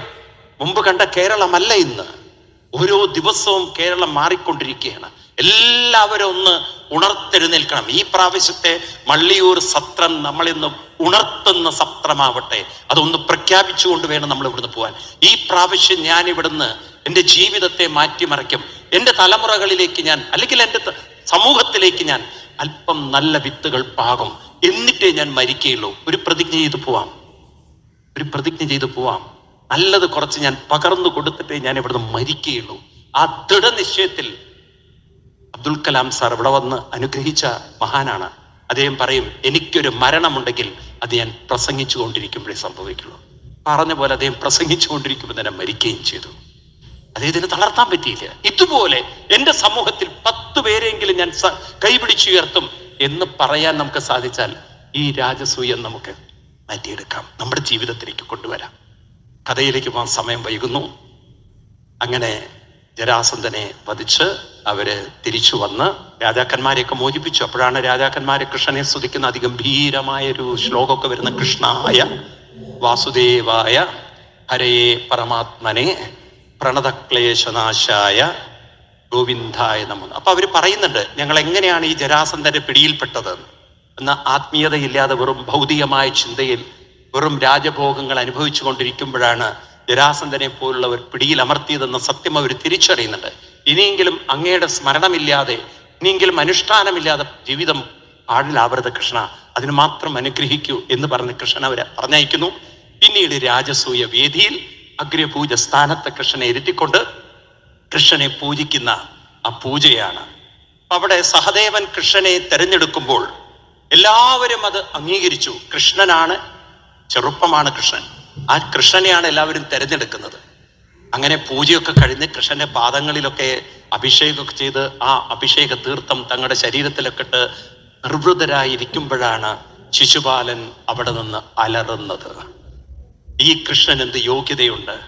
പിന്നെ കൃഷ്ണന്റെ ഓരോ ധർമ്മമില്ല, കുലമില്ല, ഗുണമില്ല എന്ന് പറഞ്ഞ കൃഷ്ണനെ അവഹേളിച്ച് അപ്പോഴേക്കും എല്ലാവരും അവിടെ നിന്ന് അങ്ങോട്ട് ഇളകി പ്രക്ഷുബ്ധരായി. ശിശുപാലൻ കൃഷ്ണനെ അവഹേളിക്കുന്നത് കേൾക്കാൻ പറ്റാതെ പലരും കാതുപൊത്തി, ചിലർ അവിടുന്ന് ഓടി. അവസാനം പാണ്ഡവന്മാര് വളരെ ശൗര്യമെടുത്തുകൊണ്ട് കൊല്ലാൻ തക്കവണ്ണം അവിടുന്ന് എണീറ്റപ്പോഴേക്കും ഭഗവാൻ തൻ്റെ ചക്രം കൊണ്ട് ശിശുപാലന്റെ കഴുത്തു മുറിക്കുക. ഭഗവാൻ 100ഓളം ചീത്തകൾ കേട്ടിരുന്നു എന്നാണ്. 100ഓളം ചീത്തകൾ. അതുവരെ കൃഷ്ണൻ അങ്ങനെ സഹിച്ചു. അവസാനം അങ്ങോട്ട് തട്ടി. അത് കഴിഞ്ഞ് പിന്നെ യാഗങ്ങളൊക്കെ ഗംഭീരമായി കഴിയുന്നതും അവിടുന്ന് പിന്നീട് ദുര്യോധനന് സ്ഥലജല വിഭ്രമം വന്ന് ആ കഥകളൊക്കെ അങ്ങനെ മഹാഭാരത യുദ്ധത്തിന്റെ വിത്ത് പാകിക്കൊണ്ട രാജസൂയം കഴിയുകയാണ്. ആ രാജസൂയ യാഗത്തിൽ പ്രധാനപ്പെട്ട ഞാൻ മനസ്സിലാക്കിയ ഒരു കാര്യം ഇതാണ്. ഒന്ന്, കൃഷ്ണനെ തെരഞ്ഞെടുത്ത പാണ്ഡവരുടെ ആർജവം. ആ കൃഷ്ണനിൽ ഉറപ്പിച്ചു വെച്ചുകൊണ്ട്, കൃഷ്ണൻ പറയുമ്പോൾ യൗവനമാണ്. നോക്കൂ, അന്നത്തെ കാലത്ത് വ്യാസഭഗവാനുണ്ട്, മഹാന്മാർ അനവധിയുണ്ട്, ബലരാമസ്വാമിയുണ്ട്, അച്ഛൻ വസുദേവരുണ്ട്, അനവധി മഹാൻ ഋഷിവര്യന്മാരുണ്ട്. അവരെയൊക്കെ മാറ്റി നിർത്തിക്കൊണ്ടാണ് ആരെ തെരഞ്ഞെടുത്തത്? അവർക്കൊരു സംശയമില്ല. ഇത് വളരെ ഇമ്പോർട്ടൻ്റ് ആണ്. നമുക്കൊരു സംശയം ഉണ്ടാവരുത്. മനസ്സത്രയും ഉറപ്പിച്ച് അർപ്പിച്ച്, ഭഗവാൻ അതാ പറയും, സർവധർമാൻ പരിത്യജ്യ. നിങ്ങൾക്ക് അത്ര ഉറപ്പുണ്ടാവണം. ഇതാണോ അതാണോ സംശയം വരരുത്. ഇത് തന്നെയെല്ലാം. ഹിന്ദുവിന് ഉറപ്പില്ല. കൃഷ്ണൻ തന്നെ എല്ലാം എന്ന് പറയാൻ കഴിവുണ്ടോ? നിങ്ങൾക്ക് ഉണ്ടോ? കൃഷ്ണൻ തന്നെയാണ് എല്ലാം. നിങ്ങൾ ആരുപാസിച്ചോളൂ, എല്ലാം ഒന്ന് തന്നെ. ഗണപതിയുടെ മടിയിലിരിക്കുന്ന കൃഷ്ണനും കൃഷ്ണന്റെ മടിയിലിരുന്നാൽ ഗണപതി ഒക്കെ ഒന്ന് തന്നെ. ഒരേ സത്യത്തെയാണ് നമ്മൾ വൈവിധ്യയെ കാണുന്നത്. സത്യം ഒന്നാണ്. ഏകം സത്യം ബഹുധാ വദന്തി. ഈ പരമസത്യം നമുക്ക് ഉറപ്പിക്കണം. അങ്ങനെ മനസ്സിനെ ഉറപ്പിക്കാൻ സാധിച്ചാൽ ജീവിതം രാജസൂയമാണ്. ജീവിതത്തിലുള്ള പ്രതിസന്ധികളെ, പ്രയാസങ്ങളെ നമുക്ക് മാറ്റിമറിക്കാൻ സാധിക്കും. ഉറപ്പ് വേണം. എന്താ വേണ്ടത്? സഹദേവൻ അത്ര ഉറപ്പായിരുന്നു, പാണ്ഡവർക്ക് ഉറപ്പായിരുന്നു. പൂജിക്കേണ്ടത് കൃഷ്ണനെയാണ്. പറയുമ്പോൾ വ്യാസഭഗവാൻ ഇരിക്കുന്നുണ്ട്, അനവധി മഹാന്മാരിയ്ക്കുന്നുണ്ട്. ആ പേരുകളൊക്കെ ഭാഗവത്തിൽ വിശദീകരിച്ച് പറയുന്നുണ്ട്. അനവധി പ്രഗത്ഭന്മാരായ ഭാരതത്തിന്റെ ഉജ്ജ്വല ഋഷിവര്യന്മാർ അവിടെ ഇരിക്കുമ്പോഴാ പറഞ്ഞത് കൃഷ്ണനെയാണ് പൂജിക്കേണ്ടത്. കാരണം കൃഷ്ണനെ അവര് മനസ്സിലാക്കിയത് നമ്മൾ മനസ്സിലാക്കിയതുപോലെയല്ല. കാരണം കൃഷ്ണൻ അവർക്കെല്ലാമാണ്. അവർക്ക് അവരുടെ ജീവിതത്തിൽ പലപ്പോഴും പ്രതിസന്ധികൾ വരുമ്പോൾ അവിടെ കൃഷ്ണൻ അറിവായിട്ടുണ്ട്. കൃഷ്ണൻ അത് തീർത്തു കൊടുക്കല, തീർക്കുന്നത് അവര് തന്നെയാണ്. പക്ഷെ കൃഷ്ണൻ അവർക്കൊരു വഴി കാണിച്ചു കൊടുക്കുകയാണ്. അതുപോലെ എവിടെ സാന്ത്വനം വേണോ, എവിടെ അനുഗ്രഹം വേണോ, എവിടെ എന്തൊക്കെ വേണോ, അവിടെ കൃഷ്ണനുണ്ട്. ആ ഒരു മനോബലമുണ്ടല്ലോ, എൻ്റെ കൂടെ ഭഗവാനുണ്ട്. എത്ര പേർക്കുണ്ടത്? എൻ്റെ കൂടെ ഭഗവാനുണ്ട്. ആ ഒരു ദൃഢത, ഇത് ജപിച്ച് ഉള്ളിൽ ഉറപ്പിച്ചാൽ, ഈ കരുത്ത് നമ്മൾ ഉറപ്പിച്ചാൽ നിങ്ങളുടെ ജീവിതം രാജസൂയമാണ്. നമ്മളാണ് ഈ രാജസൂയം ചെയ്യുന്നത്. ഇത് 5000 വർഷം മുമ്പ് നടന്നുപോയ കഥയായിട്ട് നിർത്തരുത്. ഇന്നും രാജസൂയങ്ങൾ വേണം. ഭാരതം രാജസൂയത്തിലേക്ക് കടന്നുകൊണ്ടിരിക്കുകയാണ്. ഭാരതത്തിന്റെ മഹത്വവും ചൈതന്യവും പ്രൗഢതയും ദിനം പ്രതി വർദ്ധിക്കുകയാണ്. അതിലാണ് പസഹിഷ്ണുത കാണിച്ച് BBC-യും കുന്തും കുടച്ചക്രമൊക്കെ വരുന്നത്. പക്ഷെ ഈ ശിശുപാലന്മാരൊക്കെ ഇവിടുന്ന് പോവും. കൃഷ്ണൻ വിജയിക്കും, സത്യം വിജയിക്കും. ഭാരതം അതിന്റെ പ്രോജ്വതയിലേക്ക് എത്തും. ഒരു സംശയം വേണ്ട. കാരണം നമ്മുടെ ഋഷിവര്യന്മാർ എഴുതി വെച്ച കൃതികൾ അതാണ്. ഭാഗവതത്തിന്റെയും ഭഗവത്ഗീതയും രാമായണത്തിന്റെയും മഹത്വം അത് ഓരോ ദിനം പ്രതി ലോകം പഠിച്ചുകൊണ്ടിരിക്കുകയാണ്. അടുത്ത കാലത്താണ് സൗദി അറേബ്യയിൽ ഇസ്ലാമിക് ഫണ്ടമെന്റലിസ്റ്റുകൾ ഏറ്റവും കൂടുതലുള്ള കൺട്രിയാണ് സൗദി അറേബ്യ. അവിടുത്തെ ഒരു ബുക്ക് ഷോ നടത്തിയപ്പോൾ, ബുക്ക് ഫെയർ നടത്തിയപ്പോൾ ഏറ്റവും കൂടുതൽ വിറ്റുപോയത് മഹാഭാരതവും രാമായണവുമാണ്. അപ്പൊ തന്നെ നോക്കൂ, ഇവർക്ക് പഠിക്കാൻ ഏറെ താല്പര്യം നമ്മുടെ കൃതികളാണ്. നമ്മുടെ ഗ്രന്ഥങ്ങളെ അവർ പഠിക്കാൻ ആഗ്രഹിക്കുന്നു. ഇങ്ങനെ ലോകം മുഴുവൻ ഇതിലേക്ക് ഉറ്റുനോക്കുമ്പോൾ നമ്മുടെ കുട്ടികളിലേക്ക് ഇത് പകർന്നു കൊടുക്കേണ്ടതില്ലേ? വേണ്ടയോ? അതുകൊണ്ട് ഈ പ്രാവശ്യത്തെ ഈ ഒരു 102ാമത് സത്രം നമ്മളെ സംബന്ധിച്ച് ഒരു പരിവർത്തനത്തിന്റെ സത്രമായി തീരട്ടെ. രാജസൂയ യാഗം ഇവിടെ നമ്മൾ കേൾക്കുമ്പോൾ നമ്മളിൽ ഉറപ്പിക്കണം. എവിടെയാണോ ഭഗവാനിലുള്ള ഉറച്ച ഭക്തിയും നാമത്തിലൊക്കെ ഉള്ള ദൃഢതയും അതിലുള്ള ലയവും എവിടെയുണ്ടോ അവിടെയാണ് ജീവിതത്തിന്റെ വിജയമിരിക്കുന്നത്. എത്ര യോഗേശ്വര കൃഷ്ണോ എത്ര പാർത്ഥോ ധനുർധര തത്ര ശ്രീ വിജയോ ഭൂതിർ ധ്രുവാനീതിർമതിർമമ. എവിടെയാണോ കൃഷ്ണനും എവിടെയാണോ പ്രയത്നിക്കാനുള്ള മനസ്സുമുള്ളത് അവിടെ ശ്രീയുണ്ട്, അവിടെ വിജയമുണ്ട് എന്ന് ഗീതയിൽ അവസാനം ഓർമ്മിപ്പിക്കുന്നത് പോലെ ഈ രാജസൂയം നമ്മുടെ ഓരോരുത്തരുടെയും ജീവിത രാജസൂയമായി മാറട്ടെ. നമുക്കങ്ങനെ ഈ ഭാരതത്തെ, പ്രത്യേകിച്ച് കേരളത്തെ, ഒരു രാജസൂയ ഭൂമിയാക്കി മാറ്റാം. കൃഷ്ണാർപ്പിതമായി, ഭഗവാനിൽ അർപ്പിതമായി ജീവിക്കുന്ന, ലോകത്തിന്റെ നന്മയ്ക്ക് വേണ്ടി നിരന്തരം പ്രയത്നിക്കുന്ന ഒരു സമൂഹമുള്ളിടത്താണ് രാജസൂയം. എപ്പോഴും ഓർക്കുക, രാജസൂയം എന്ന് പറയുന്നത് രണ്ട് കാര്യങ്ങളാണ്. ഒന്ന് ഭഗവാനിലുള്ള കൃത്യമായ നമ്മുടെ അനുഷ്ഠാനങ്ങളും, നമ്മുടെ ഉള്ളിൽ നിരന്തരമായ അനുഷ്ഠാനം, അതിൽ നിന്ന് വിട്ടുകളിക്കരുത്. രണ്ട്, ലോക നന്മ ചിന്തിച്ച്, നമ്മുടെ സമൂഹത്തിന്റെ നന്മ ചിന്തിച്ച് നിരന്തരം പ്രയത്നവും അനുഷ്ഠാനവും പ്രയത്നവും എവിടെയുണ്ടോ അവിടെയാണ് രാജസൂയം. ഞാൻ ഈ വാക്ക് നിങ്ങളെ കൊണ്ടൊന്ന് ഓർമ്മിപ്പിക്കുകയാണ്, നിങ്ങളെ കൊണ്ട് പറയിപ്പിക്കുകയാണ്. അനുഷ്ഠാനവും പ്രയത്നവും എവിടെയുണ്ടോ അവിടെയാണ് രാജസൂയം, അവിടെയാണ് ജീവിത വിജയം. ഒന്ന് പറയൂ നിങ്ങൾ. അനുഷ്ഠാനവും പ്രയത്നവും എവിടെയുണ്ടോ അവിടെയാണ്. പാണ്ഡവര് പ്രയത്നമാണ്, പാണ്ഡവരുടെ ജീവിതം കൃഷ്ണാർപ്പിതമായ അനുഷ്ഠാനമായിരുന്നു. ഇതുപോലെ നമുക്ക് മാറ്റം വരുത്താൻ സാധിക്കട്ടെ. നമുക്കിനിയുള്ള മുന്നോട്ടുള്ള യാത്ര ഒന്നുകൂടി ഉത്തരവാദിത്വം ഏറ്റെടുത്തുകൊണ്ട് നമുക്ക് പോകണം. കാരണം പ്രഗത്ഭന്മാരായ മഹാന്മാരുടെ ഇന്ന് പ്രഭാഷണങ്ങളാണ് നിങ്ങൾക്കിവിടെ ഒരുക്കി തന്നിട്ടുള്ളത്. അതിന് തീർച്ചയായിട്ടും മള്ളിയൊരു കുടുംബത്തോട് നിങ്ങൾ വളരെയധികം, നമ്മൾ ഓരോരുത്തരും കടപ്പെട്ടിരിക്കണോ. കാരണം ഇങ്ങനെ ഒരു, നിങ്ങൾക്കറിയാലോ, ഈ സ്ഥലം മുഴുവൻ ഒരു ക്രിസ്ത്യൻ ഡോമിനേറ്റഡ് ഏരിയയാണ്. ഇവിടെ ഒറ്റപ്പെട്ട് ഒരു ക്ഷേത്രവും അതേപോലെ തന്നെ ഇതുപോലുള്ള ഒരു കാര്യം ഇവിടെ നടക്കുന്നുണ്ടെങ്കിൽ അത് വലിയ ബുദ്ധിമുട്ട് തന്നെയാണത്. നിങ്ങൾ വിചാരിക്കരുത് എളുപ്പമാണെന്ന്. അവർ രണ്ടുപേരും നല്ലവണ്ണം കഷ്ടപ്പെടുന്നുണ്ട്. നല്ല പ്രചോദനവും നിങ്ങളുടെ എല്ലാവരുടെയും സഹായ സഹകരണങ്ങളും മള്ളിയൂർ കുടുംബത്തിന് ആവശ്യമാണ്. കാരണം സത്യം പറഞ്ഞാൽ നമ്മുടെ കേരളത്തിന്റെ ഒരു അഭിമാനമാണ് മള്ളിയൂർ കുടുംബം.